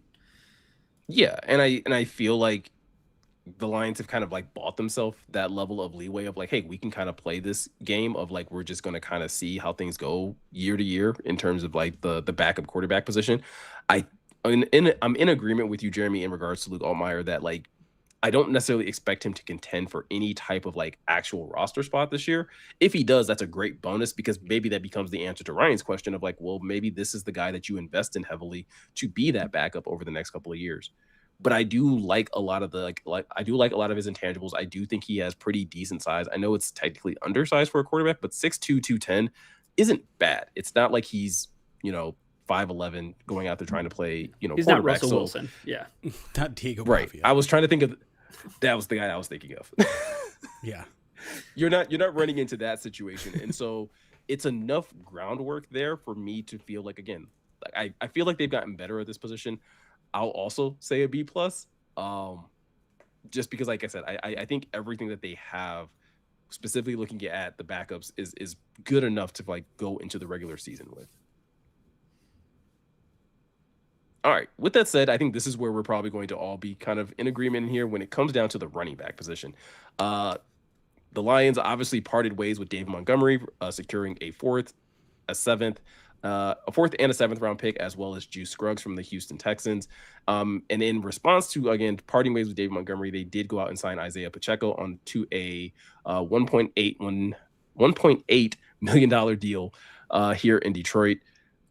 Overall, this is a move that I think a lot of Lions fans are okay with the Isaiah Pacheco signing, but it does feel like a pretty big step back, Jeremy, from what they had in David Montgomery. Yeah, I think there's no doubt that they're a little bit worse in the running back room than they were last year. And so, yeah, I mean, you can face that reality. That said, like, I think I'm going to be grading on a curve here a little bit because it was a situation that I think was relatively unavoidable. Maybe if last season had gone differently, then maybe David Montgomery would have been more keen on staying. But the situation was what it was. And I'm just going to grade offseason what they had available to them. And I thought they got great value on that David Montgomery trade. They did right by the player by sending him to somewhere where he wants. They ended up, using those draft picks to move around in the draft and in a very roundabout way, getting Derek Moore was, I think that's the fourth round pick that they used to trade up to get him. Where if there's anything I have questions about what they did at running back this year, it's the signing of Pacheco. Like, he was a fit, don't get me wrong. Like, he's the physical style back that they want, but like, it's a pretty moderate risk for him to be your pretty clear RB2, right? You didn't pay a lot for him, and I understand like your financial constraints, and that has to be part of, I think, the grading system is the resources you had available. But Pacheco's dealt with a couple like really serious injuries, and it's affected his efficiency. And so like, I think you have to look around and be like, well, would you have rather gotten Brian Robinson for $2.5 million? Would you have rather gotten Rachaad White for $2 million? And I think you could make those arguments. So putting that all together, I'm still going to give this a B for what they did, more so for the David Montgomery trade than for the Pacheco signing, because I do have a lot of questions about whether he can stay healthy for a season. And if that's not the case, are we really going to rely on a transformed safety to play RB2 for the rest of the season? Ryan? I'm just tickled pink. I love just listening to Jeremy talk about how running backs matter and how to value them. This is awesome. This is great. I'm just soaking this in. Like, did the Lions do enough to get back? It's a fair question, I think, with context, though, right? Like, I'm just poking fun, but like Pacheco, the injury concerns, that's legitimate, right? So it's not apples to apples. But I think in the totality of everything, like you said, Jeremy, you use that pick to move up and grab Derek Moore, position of need on the edge. You have Juice Scruggs, more players to see what the interior of that offensive line is going to look like. I think you could have done better, but at what cost? And I think that's the ultimate factor in play. I think at the end of the day, I would have loved to look at this and say the Lions have David Montgomery, they have Jahmyr Gibbs, everything's great, everything's dandy, but that just wasn't the circumstance. So I think based on the situation, Miko, and the way that things fell out, like I would grade the Lions offseason at running back to be, I'd give it another B+. Like I think that they were proactive. I think they did right by the player, to Jeremy's point, and they still have Jahmyr Gibbs. You know what I mean? So it's kind of similar to the discussion we just had about quarterback. Like the top one's set, and I know that a Jahmyr Gibbs injury could happen, but I hopefully that offensive line is just so good, and we'll talk about that in a minute, that maybe it might not matter as much who is running the football. Yeah, I would say that I would probably be leaning towards a B+ off of just the Pacheco signing and the David Montgomery trade, because I agree, like they got great value out of the Montgomery trade. And then obviously I probably am more optimistic about Isaiah Pacheco than probably you are, Jeremy. I do think that with this hopefully improved offensive line and just a change of scenery, that he can be just as productive, if not more productive, than he's been in other places. Where I bring the grade down, though, is like, while I love what you did with RB2, I don't love the fact that you haven't really quite addressed RB3 in a meaningful way. Like, to your point, if something happens to Jahmyr Gibbs, or just again that you just need the depth of an RB3, like I don't know how much confidence I have in Sione Vaki at this point to be that guy. And so I would have loved for them to be able to go out there and find another, cheap veteran or something like that, to can at least compete. And I think that's where the loss of Craig Reynolds really kind of like stands out to me. Like, that's a big difference from this year compared to last year, is that like Craig Reynolds provided a lot of safety. Like, you obviously felt great about the combination of Sonic and Knuckles, but like, hey, Craig Reynolds is still a serviceable running back. And then you have Sione Vaki, where you're like, hey, there's some potential there that we can still kind of explore. I'm interested to see, like, as the offseason workouts kind of go on, if they add somebody else into that room to kind of add that level of competition or just a little bit more security. So for me, it's a B, only because they haven't really addressed running back 3 at this point. And they also really haven't addressed the future of the position, right? Like, it was a mild surprise, I think, that they didn't draft a running back. I think they added a UDFA, but that remains a kind of long-term need, right? We'll see how Sione plays this year. I think they'll probably try to keep him around as a special teamer regardless of how he plays as a running back, but there's not really a clear vision about the future at running back behind Jahmyr Gibbs. And so I was a little bit surprised that they didn't use a draft pick on that. Obviously, limited resource this year. They can't address every long-term need, but I think that also maybe helps you feel a little bit more comfortable about that RB3 spot if you had drafted one in the 7th round. Yeah, I think we talked about that even after the draft, right? Like, that position, in addition to the position we're going to talk about next in tight end, like, were two positions where, in terms of how the roster currently sits, like, you feel fine. But if you could have added a young piece there that could have just been, again, potentially a practice squad guy or just some level of competition for like the back part of your roster, it would have been a nice addition in that case. But when talking about tight end, the only key addition that the Lions made to that group was signing Tyler Conklin to a $1.3 million deal. They parted with a number of tight ends, though, talking about Shane Zylstra, Ferksker, and Ricci, all, parting ways with the Lions. Again, how are we feeling about the tight end group going into like off-season workouts and things of that nature? I mean, short term, you feel better, right? I like the Tyler Conklin signing a lot. I thought that was a pretty savvy move, and to only get him for $1.3 million raises the floor of your tight end room quite high. And I think he could even battle for some tight end 2 spots with Brock Wright. Obviously, Brock Wright and Sam Laporta left the season with injuries, but I think by now you're kind of expecting them to be essentially ready by training camp. So in the short term, I thought this is actually a pretty savvy, wasn't exciting. They didn't add, like you said, in the draft or anything like that. But in the short term, I think they got significantly better. And you hope, obviously, Laporta takes a jump in year 4 or whatever it is now. But to me, like, that tight end 2 spot always needed more competition, and they have not addressed that in quite some time. Conklin is a legitimate player who can do a little bit of everything. So I give this a B+. Sure, I would have liked to see some more long-term answers, but you're going to re-sign Sam Laporta. I know there's this undercurrent of people that think he's the odd man out. I don't share that sentiment. And yeah, like, again, I would have given this an A if maybe they'd found some more long-term replacements for these guys, but that's something you can do next year. So I think this is a B+, and I think, yeah, they're a better room than they were last year. Ryan, how about you?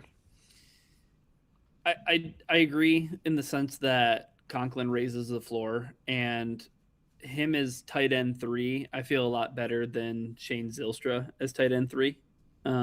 So that in and of itself helps a lot. I know they also picked up the UDFA too, right, Jeremy, from Tennessee, Kitzelman? Yep.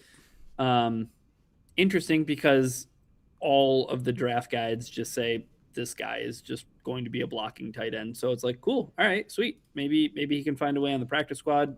Who knows? Maybe if he shows out in training camp, if the Lions want to be as heavy as they want to be, maybe he's part of the plan. But I'm just wondering what the future holds. And I think that's kind of where I'm at with this. Like, at least with quarterback, We know what the future holds with running back. We know what the future holds, at least at the starting spot. I want Sam Laporta to be the starting tight end. I don't know. I kind of want to see it happen. Like, I want to see ink on paper. I want to see a contract extension. I want to see his back is in good shape. He's ready to be that tight end that we know and love. So I'm going to give this one. I'm going to keep the ball rolling. Another B plus, like just another B plus. That's 3 B pluses for me. But I think that Conklin is a good enough signing that one of my biggest worry warts about this team, especially toward the end of the season. I mean, we all saw what happened once the Lions were depleted of tight ends. It was illegal formations and false start penalties and all of the such. You brought in a veteran who knows the snap count. Like, all right, cool, sweet. It's better than it was a year before. Yeah, I'm gonna give this an A- actually, to kind of break the cycle of B+, because I think because I do really like the Tyler Conklin signing. I love the price in which you got him for, and he's the kind of guy that, like, I don't think you're gonna have to change a lot of the things that you want to do offensively if you have to roll him out there as tight end 2, or even if you're running tight end 3 sets. Like, he's versatile enough in both the run game, in terms of like run blocking, and then obviously going out there and being a capable receiver. Like I said, yeah, he's a veteran. He's obviously, up there in years, and there's still questions about the future. But I'm not as concerned about tight end, because I do think it's one of those positions where, like, every year you could probably find a good tight end 2, if not even probably a tight end 1, honestly, in some situations. So I'm not as concerned about tight end as I am probably, like I was talking about with running back 3, where it's like, hey, I would love to see more future investment there just because of the high injury rate, the high hit rate that running backs take. Yes, the Lions dealt with a number of tight end issues last year, but I just kind of knocking on wood a bit that, like, this is not going to happen 2 years in a row, that you'll probably have a little bit more sustainability at the tight end position. I agree. Now we move over to the wide receiver group, and this is another room that at least has had one key loss.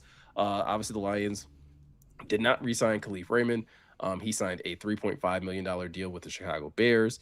They did, however, go out and sign Greg Dortch and draft Kendrick Law in the 5th round of this year's draft. So really a lot of change at the bottom of the wide receiver group, Jeremy.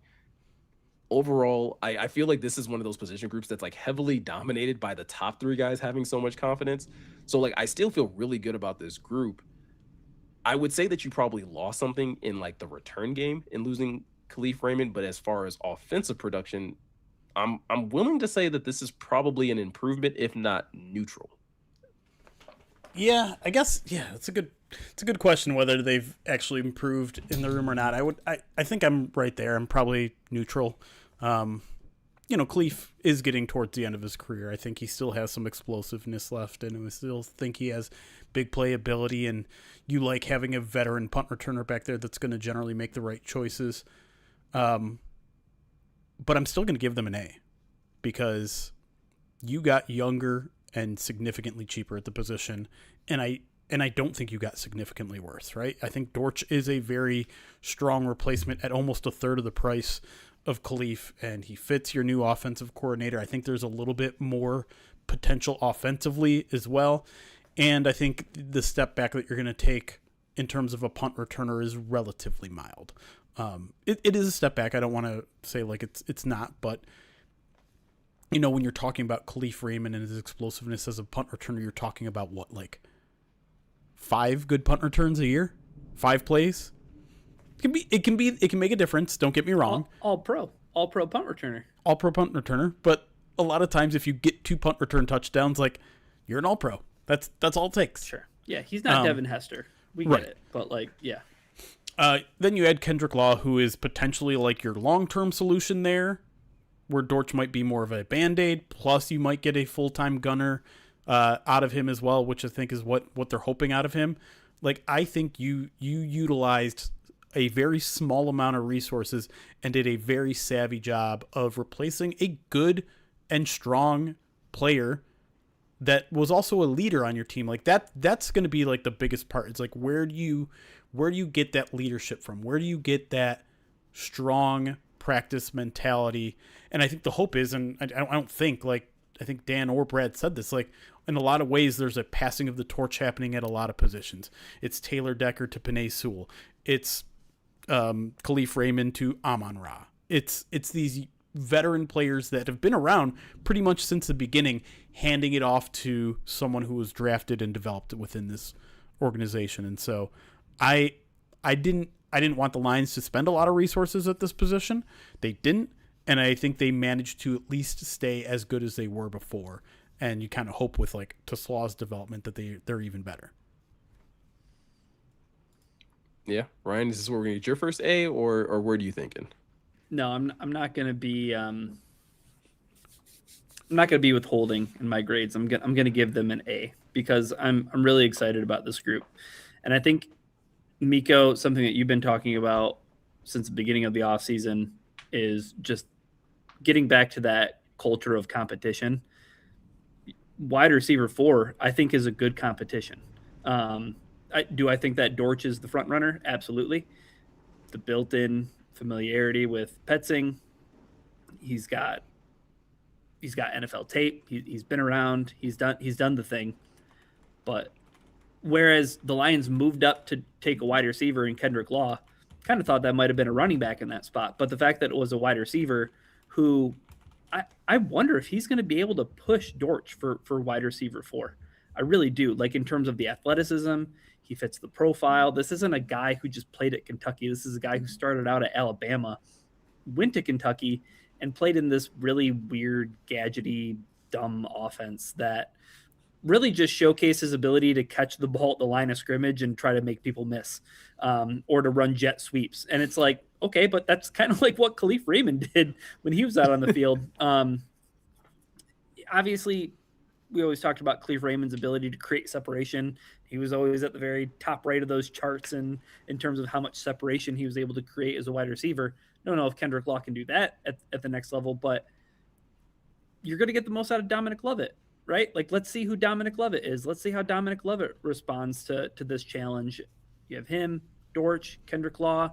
Hopefully you're getting that step out of Teslaw. Like, the Lions wide receiver room.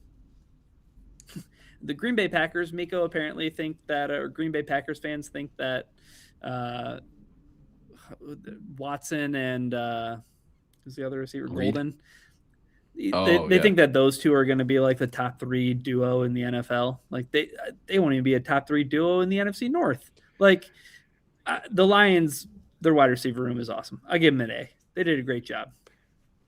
Yeah, this is another A for me as well. I think I really do like the addition of Greg Dortch. Like you're saying, Jeremy, you were able to get younger at a position where, like, if you're looking for an instant replacement in terms of like a veteran that understands the NFL game and that can have that versatility to be wide receiver 4 and also be a key returner for you, I think listen, you found a great one-to-one comparison at a really good price.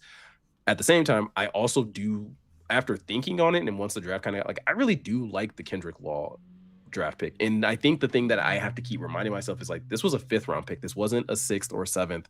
And to Ryan's point, like, you traded up for this guy. It does kind of bring to mind, like, could there be more competition at that wide receivers 4 spot than we initially think? You know, and I agree that this is going to breed some really good competition. I didn't necessarily dislike anything I saw from Dominic Lovett last year. I think he could have obviously been a little bit more sure-handed, but it wasn't like you didn't see the vision with Dominic Lovett. And so I think you add in Kendrick Law, you add Greg Dortch to the mix. That, in combination of what you have from your other 3 receivers and hopefully some growth from Isaac Teslaw, has me feeling really, really good about this wide receiver core. And like we said, it's going to be obviously carried by your top 2 guys, one of the top actual duos in the NFL, in Jamo and Amon-Ra St. Brown. But these guys can all, I think, offer something to the offense if they're given the opportunity. I think whether it's Kendrick Law, Greg Dortch, or Dominic Lovett, I think there's enough that can be offered to make this offense equally as explosive, equally as unpredictable as it has been in past seasons. Fair enough. All right. Do we want to talk some offensive line? Because I think this is probably where I will say this. I don't know if they got better from last year, but I definitely feel better about it than I did earlier in the offseason. When you specifically look at offensive tackle, obviously two of the key losses that the Lions suffered was Taylor Decker, who initially retired and then obviously returned and then was subsequently released. And then you had Dan Skipper, who actually retired and has since moved over to a coaching role with the Detroit Lions. But in response to that, they have gone out and they signed Larry Borum from the Miami Dolphins at $5 million per year, as well as drafting Blake Miller at the 17th overall pick in the first round of this year's draft. Jeremy, I'm assuming, like, again, I don't know if this is a situation where you could say they've gotten better, but I at least feel better about the offensive tackle position. Yeah. I mean, this one requires a little bit of like an apology from me throughout the entire process. And this is why I think what we're doing right now is a valuable process, because we're kind of grading along the way, not knowing what the full vision is. And I'm like, I don't know if cutting Taylor Decker is the right choice. I don't know if Larry Borum is really a guy you should be spending $5 million on to start. But then once you land Blake Miller in the first round, it's like, okay, all that makes sense now, right? Like it makes sense to get that first round guy, get a good backup that you can trust to come in a pinch and play good football like he did last year. And it makes sense to kind of just like force the youth movement, even if you don't want to, because Decker was making 20 plus million, and that was a tough contract to hold on to. And so like I was pretty critical of the Lions all offseason. I was pretty critical of them going into the draft having to draft an offensive tackle, because I thought that might jeopardize their ability to do so. And that was something that Brad also expressed. He's like, I felt like we had an offensive tackle target on our back, but it all worked out. Does that mean the process was great? Maybe, maybe not. Maybe he did have this intuition that a tackle was going to be there at 17 no matter what. That is kind of something we talked about all offseason. It's like, well, even though they're desperate, there should be a guy available there. It could be Blake Miller, it could be Ihanacho, it could be Monroe Freeling, like it could be Caden Proctor. One of those guys is probably going to be available. And so it all worked out in a way that I think maybe they're not improved at offensive tackle this year, but I think their floor is higher and their ceiling certainly is higher in the future. I still think Decker was playing at a very strong level, and I think it's going to be hard for Miller to like immediately come in and be that good. But could he be that good by the end of the season? Yeah, I think so. And so you throw everything together. I think this was an A- approach at the offensive tackle position. The only reason I'm not giving it is an A is that I am a little bit concerned about left tackle in particular. If Penei Sewell goes down, who's stepping in at left tackle? Because you've established that Larry Borum, you love him a lot more at right tackle. Blake Miller, right tackle. Does that mean Giovanni Manu is one, Penei Sewell injury away from being your starting left tackle? I don't want to talk about this anymore. Nope, I don't want to talk about it. We can ignore it. We can pretend it's not going to happen. Legit concerns, right? Legit worries, but I think that there's also everybody talked about Blake Miller just only being a right tackle. I don't know. What if he can play left tackle? I don't know. Maybe it's not the preferred position because they want Sewell on the left side and Blake Miller's played at right tackle for a billion snaps at Clemson. But maybe in a pinch you move him to the left because Brad Holmes loves Larry Borum's right tackle tape. There's nothing going to get him to move off that man at right tackle. So, yeah. Well, so would you grade this? No, would you grade it? A minus. You gave an A-. I like looking at it. Blake Miller's contract is 4 years, $21.8 million. He's going to make like a little over $5 million this year. You look at what they signed Larry Borum for. They made up in the aggregate between Miller and Borum what they saved with Taylor Decker, right? Like, so they got younger. They have a plan moving forward now.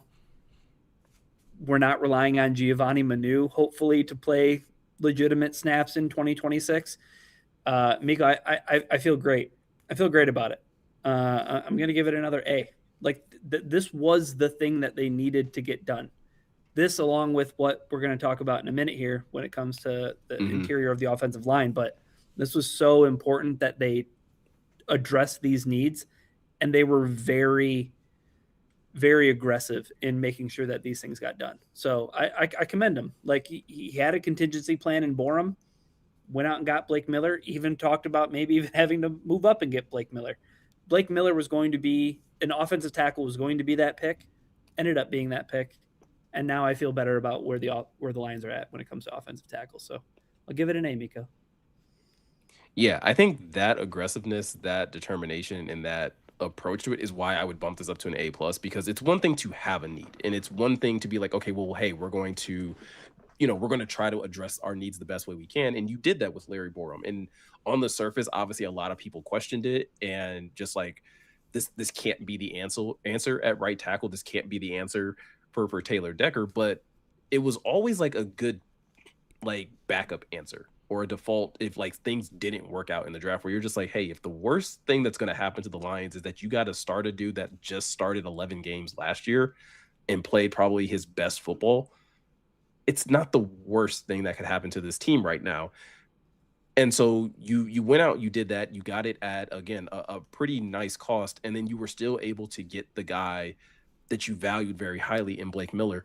And so, yeah, like I feel really good about not just the short term of the offensive line, but also the long term, because you got a guy that seems to really fit what the Lions do.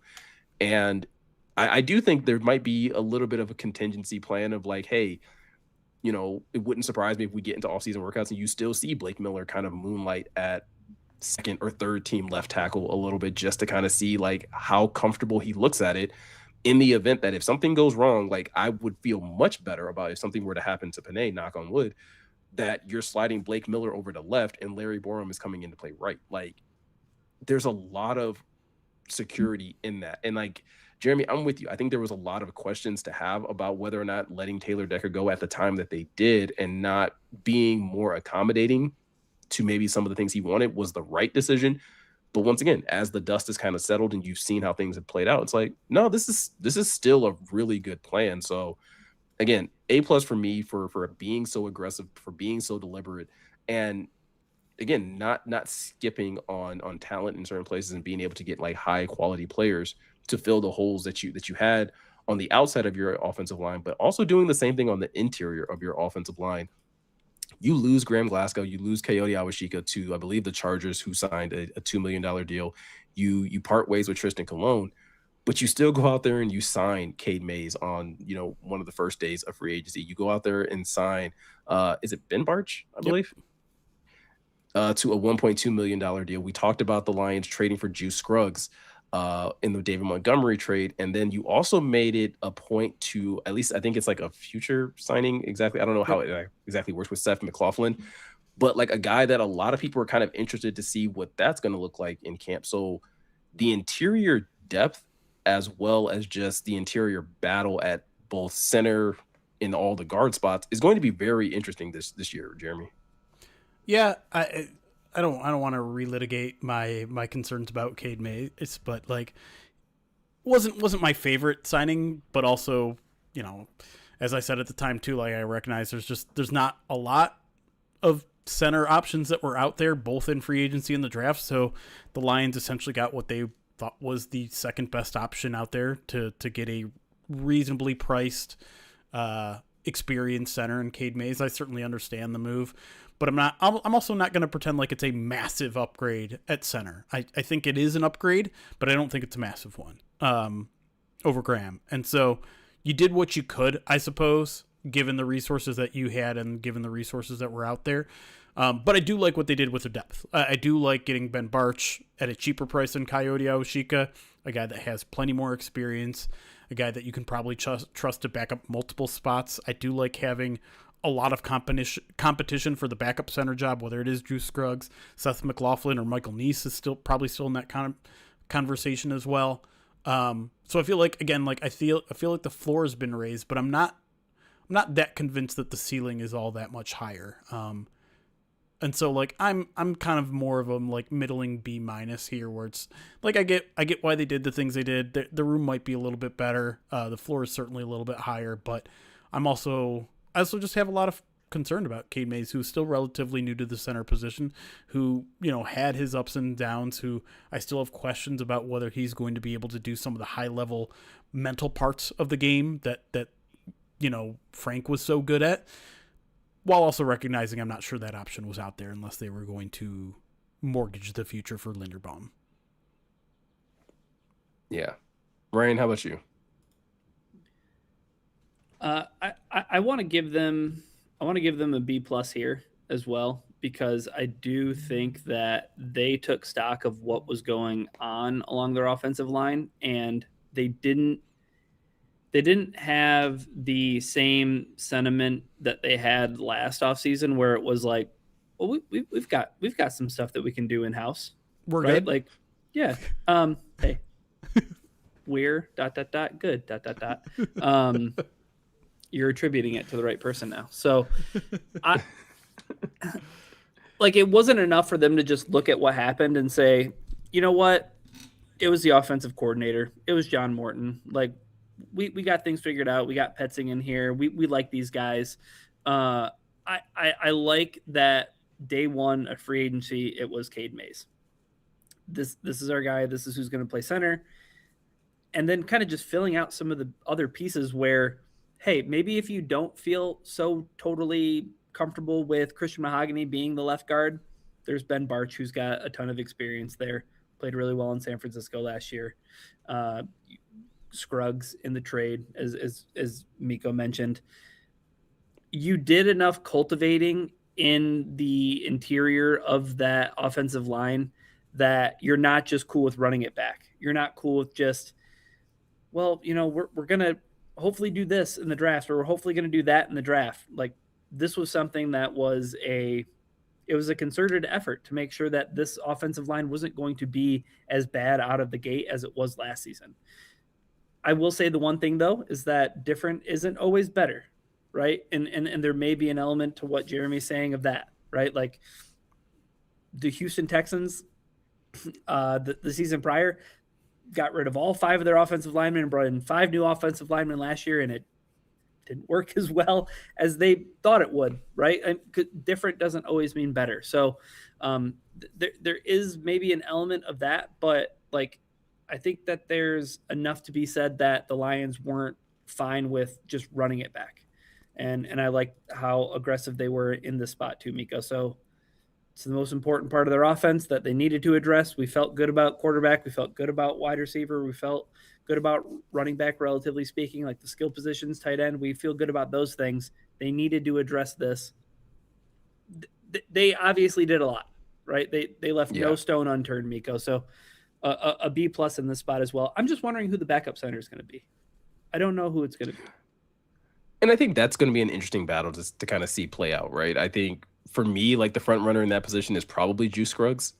More than likely is kind of the front runner, but I think you have Ben Barch who could probably compete for it. I really do want to see, get eyes on Seth McLaughlin and see if the things that have been kind of hyped up about him and everything that he was able to do at Ohio State, how well that translates to the NFL level and having bounced back and forth between, I believe it was 2 different rosters last year. I know he was with the Cleveland Browns for a little bit before getting, kind of picked up by the Lions, but very, very kind of curious to see, what he might be able to bring as far as competition. But like you and Jeremy both, I do feel like this group got better. And maybe it's not leaps and bounds better, maybe in the same way that, some of the tackle depth is, or some of the way I feel probably about even the tight end depth. But I think it got better enough in enough key areas to where you do have a young center at a pretty good cost considering what other centers were getting called. Obviously, you weren't able to really get into the bidding with Tyler Biadasz, who I think signed with the Commanders pretty early in free agency. So Chargers, it's kind of right? Questionable. Was it Chargers? No, I think it went from Commanders to Chargers. Yeah. Yeah. Yep. You're right. And so that's probably I think everyone saw that contract and saw that move happen, was oh, that's the move that you would have loved to happen.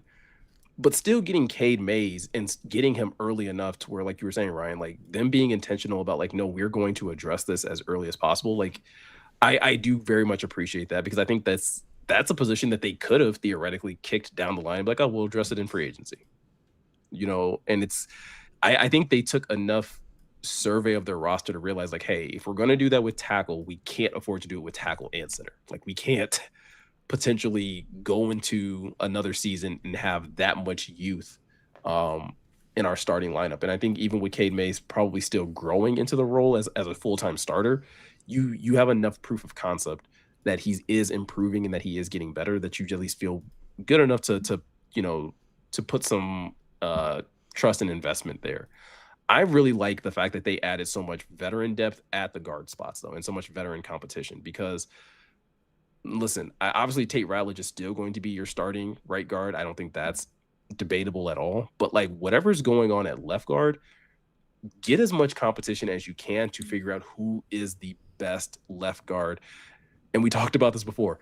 It's going to probably be graded on a bit of a curve because Panay's going to make life easy for whoever is next to him. But who needs less of Panay when they're on the field and versus who needs more help from him is going to be very interesting to see. So, yeah, this is a B+ for me. Again, the only thing that's kind of bringing about is similar to Jeremy, where it's like there's a noticeable question mark on Cade Mays. Not enough for me to dislike the pick. I am very hopeful, but it's not something that I can like blindly ignore and be like, oh no, this is going to be absolutely perfect. Yeah. Well, to your point though, we're going to find out who the best left guard is for this team. Like there's enough options that's going to happen in training camp. They're going to find out who that is. So I don't know. Should we grade the offense as a whole now? Real quick. Sure.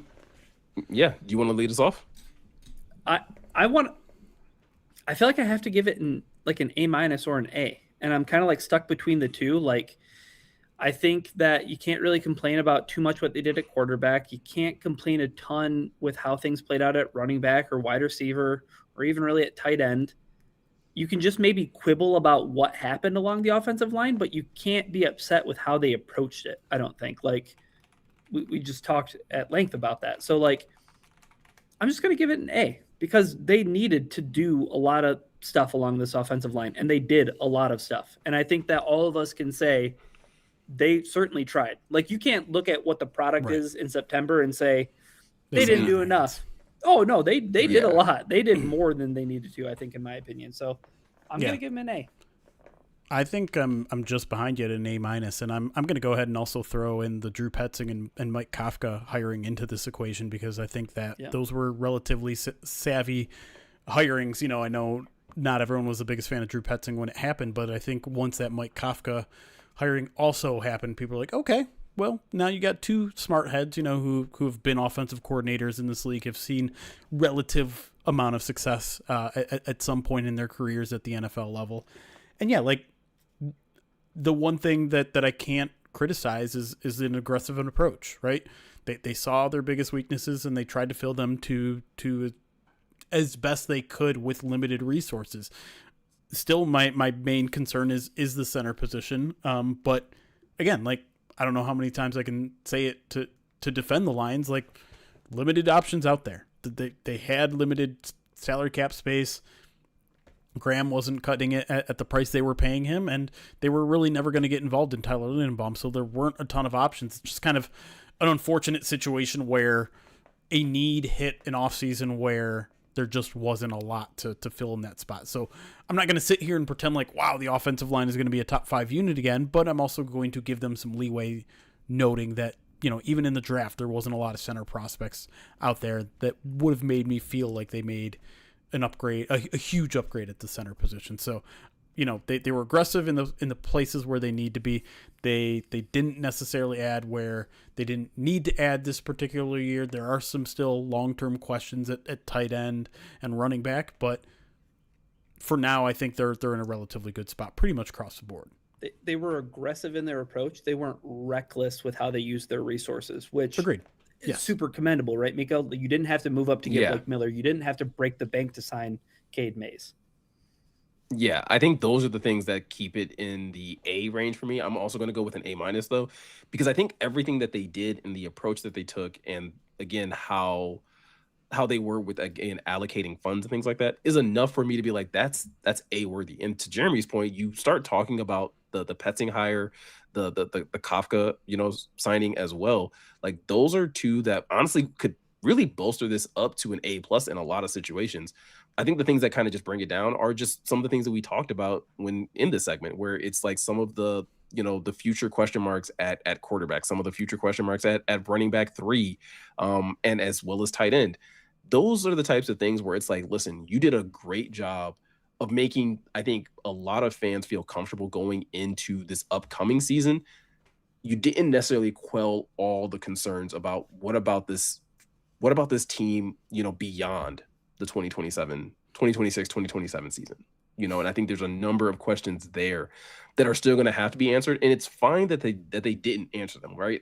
I think the questions that were more upfront as far as like, hey, who's going to be your starting, left or right tackle? Who's going to be your starting center?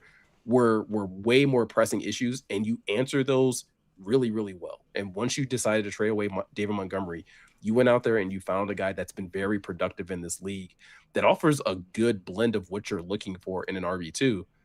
It's hard to really knock it beyond that. So for me, it's also going to be an A-. How spoiled have we become that if we're nitpicking the Lions offseason, it's, well, the 2027 team doesn't look good enough? Well, like how many fan bases would love to be in this situation where like, yeah, they look good this year, but I don't know about next year? I would say that is growth, not necessarily spoiled, because I think like we've learned that like you can't just look at the team from this season. Like, yeah, 100%. Like there's so many questions that'll come up next offseason that I think if you only look at what's in front of you, you'll be in a situation like we were this year where the offseason is going to kick off and you're going to be freaking out because oh my God, I didn't realize that they didn't have any depth at tight end and this, that, and the other. And it's no, we talked about this. No, totally fair. And as a general manager, yes, you obviously have to have an outlook of both the now and the later. But I just wanted like that moment of like reflection of like, hey, we're in a pretty good spot right now if we're complaining about where things might look next year.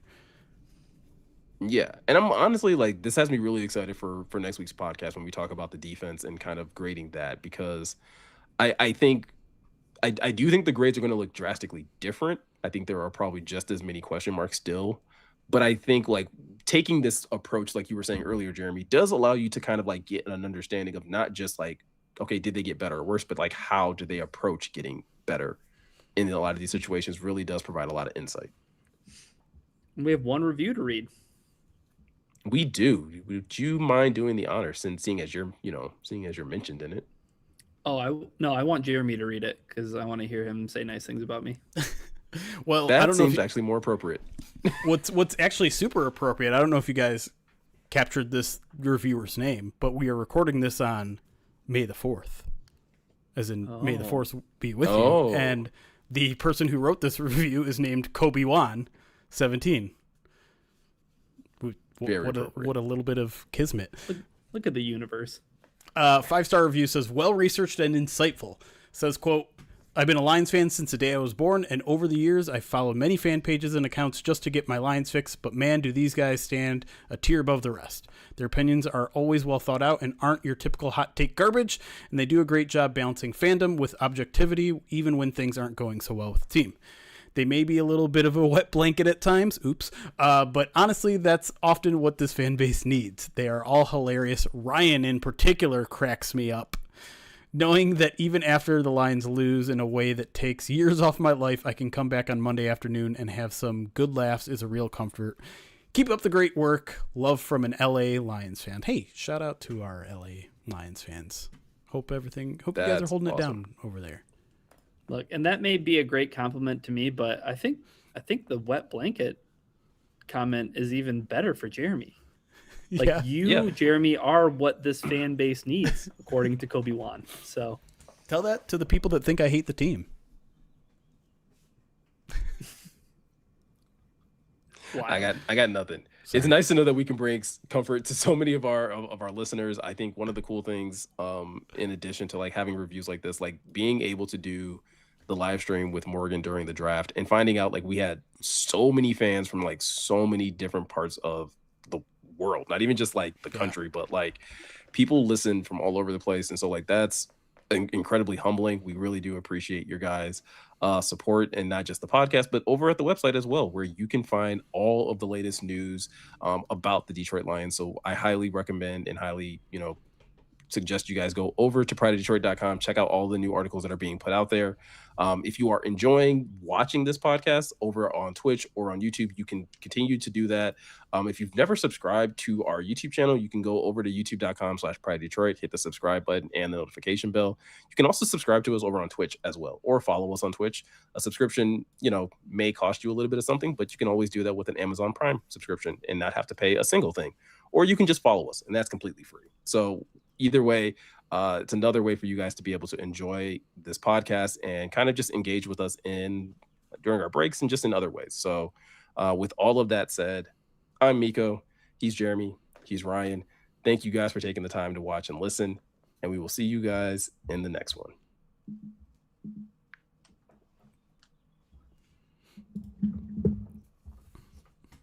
Is that like an NWO thing?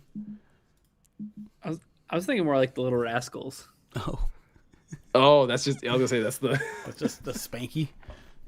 I was doing the spank. I wasn't doing the Scott Hall. That's what I was thinking. Yeah. Wow, you were thinking wrestling first instead of Little Rascals? You've been conditioned. Apparently.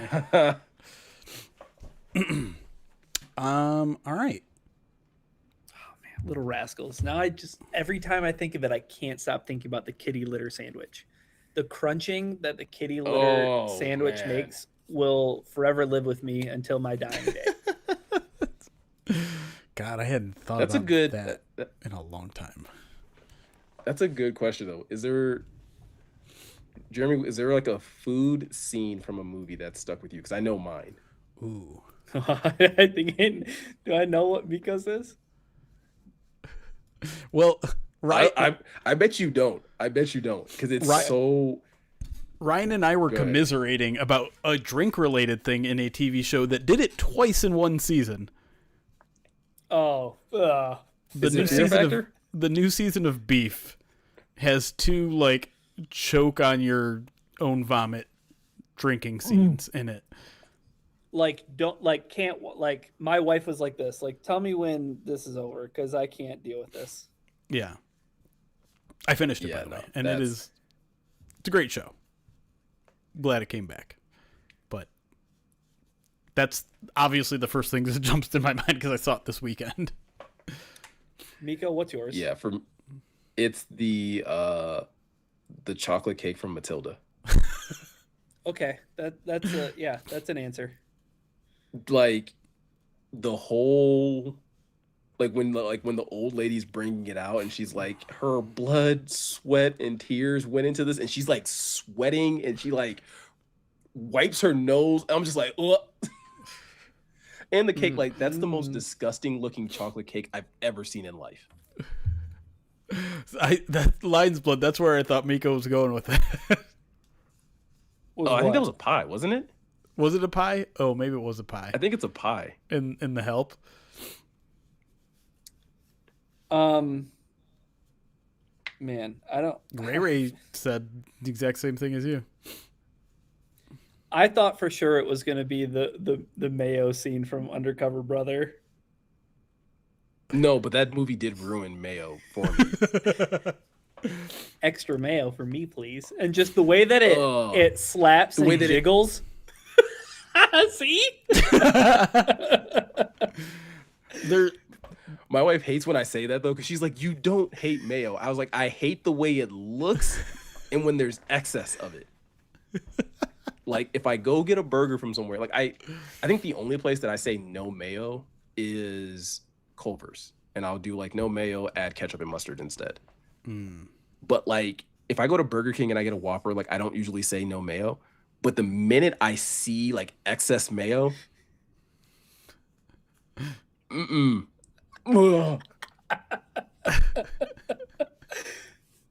want to play the sound because I didn't want us to get in trouble. There's one more for me, and I don't know how familiar either of you are with what's the name of the workplace show in Comedy Central that was like three guys? Why can't I think of the name of it? Workaholics? Workaholics. Yeah. There was an episode where they were eating burritos with maggots in it, and I don't even remember what the I feel like in the third or fourth season that show took a turn of like gross out humor that like I could not get with. And I also remember I may have been watching that episode under the influence of something, and it was like I was so disgusted by it that I stopped doing that particular recreation. Maybe forever. I'm not sure. Extreme Wheel of Pain stuff, just like week to week on Workaholics. Yeah. Is that what you're saying? Kind of, yeah. But like I think it was by accident. Like they weren't trying. They like in the story they weren't purposely eating maggot-filled burritos. Yeah, but, unbeknownst to them, right? Yeah. That I hate. There was what was the other one? I was just thinking of. It escapes me. Dang it. A number of people are saying the pie eating scene from Stand By Me. And I, for whatever reason, there are a number of scenes from that movie that like stand out. That one does not. It's been so long since I've seen that movie. But like, I feel like with these scenes, like they should trigger something and I should remember it. Here's my other one. My other one was Scary Movie 2. Oh, God, where he's mixing the mashed potatoes. Oh, with his finger. Yeah. Yeah. Like the licking of the turkey. Yeah, I don't know. Jeremy, why are you making that face? Because I'm trying to understand this comment from Burning Issues over on YouTube, who says, as an ER and ICU nurse, seeing wounds infested with maggots makes me feel good for the patient while also feeling sick inside. What? I'm assuming there has to be like a medical what plus to that, but like what? Yeah. Is it because they're taking care of the infection? Does it mean that the limb isn't dead? Can you explain to me, please? But not in grave detail, like just like as medically as possible. Can you explain this? It's a good medical sign, I believe. Maggots eat dead flesh. Maggots eat dead flesh. Oh.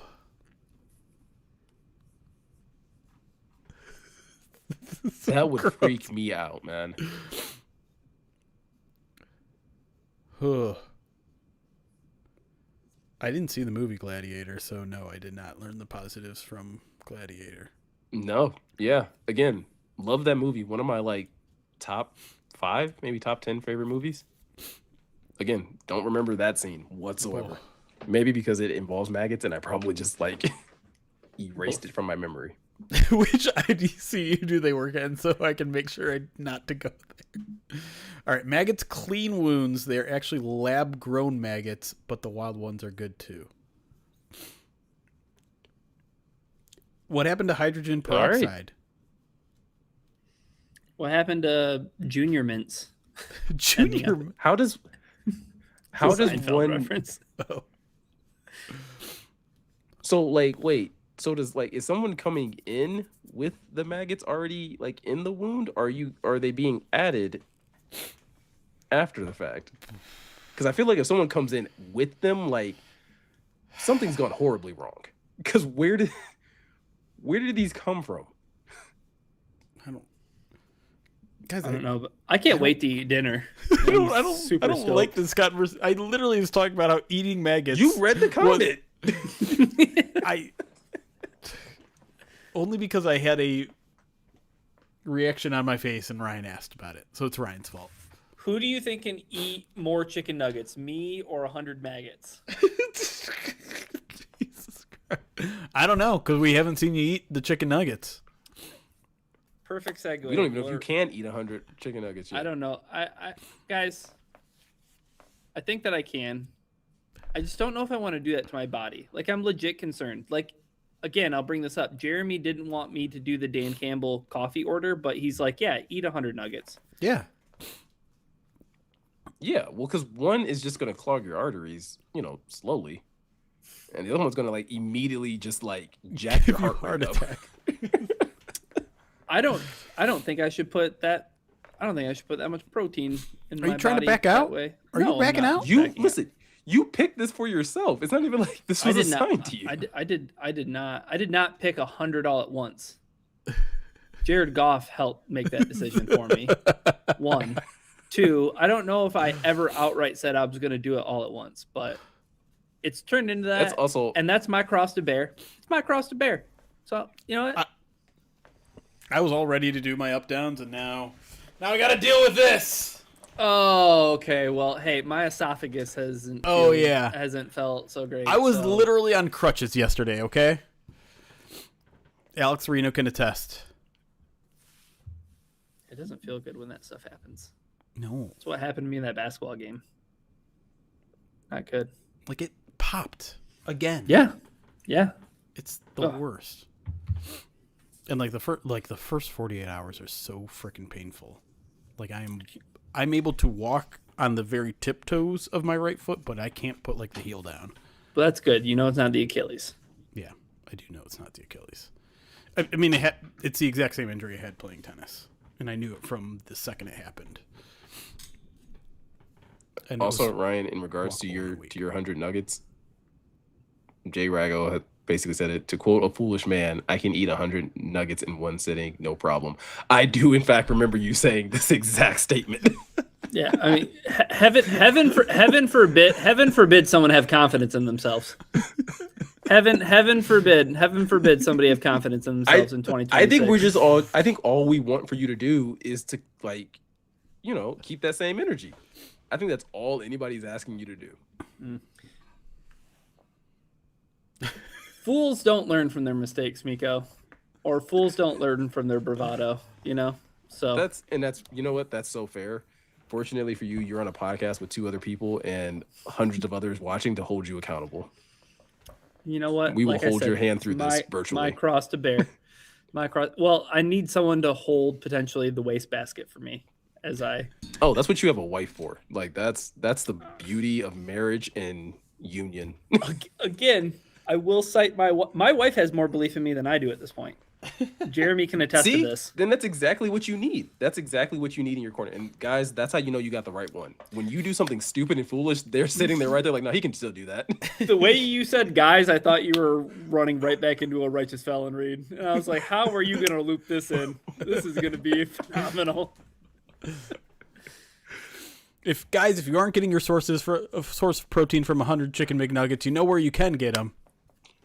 Your wife. Righteous Felon Craft Jerky. Oh. Wife.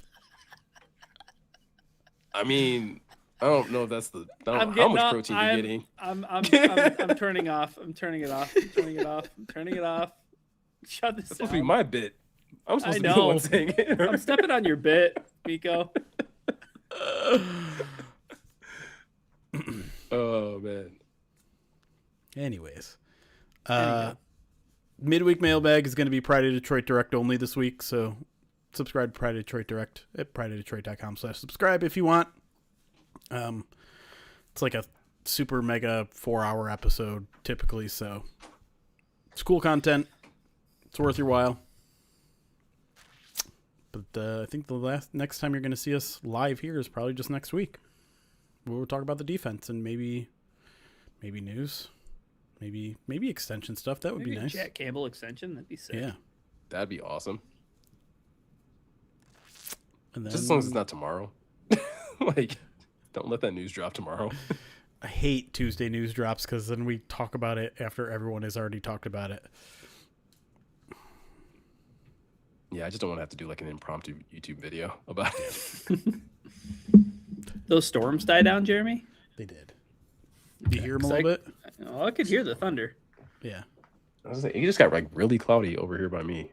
It was real bad here I was convinced the internet was going to go out or the power was going to go out, but I think we survived the worst of it. Anyways, that's your weather report, chat.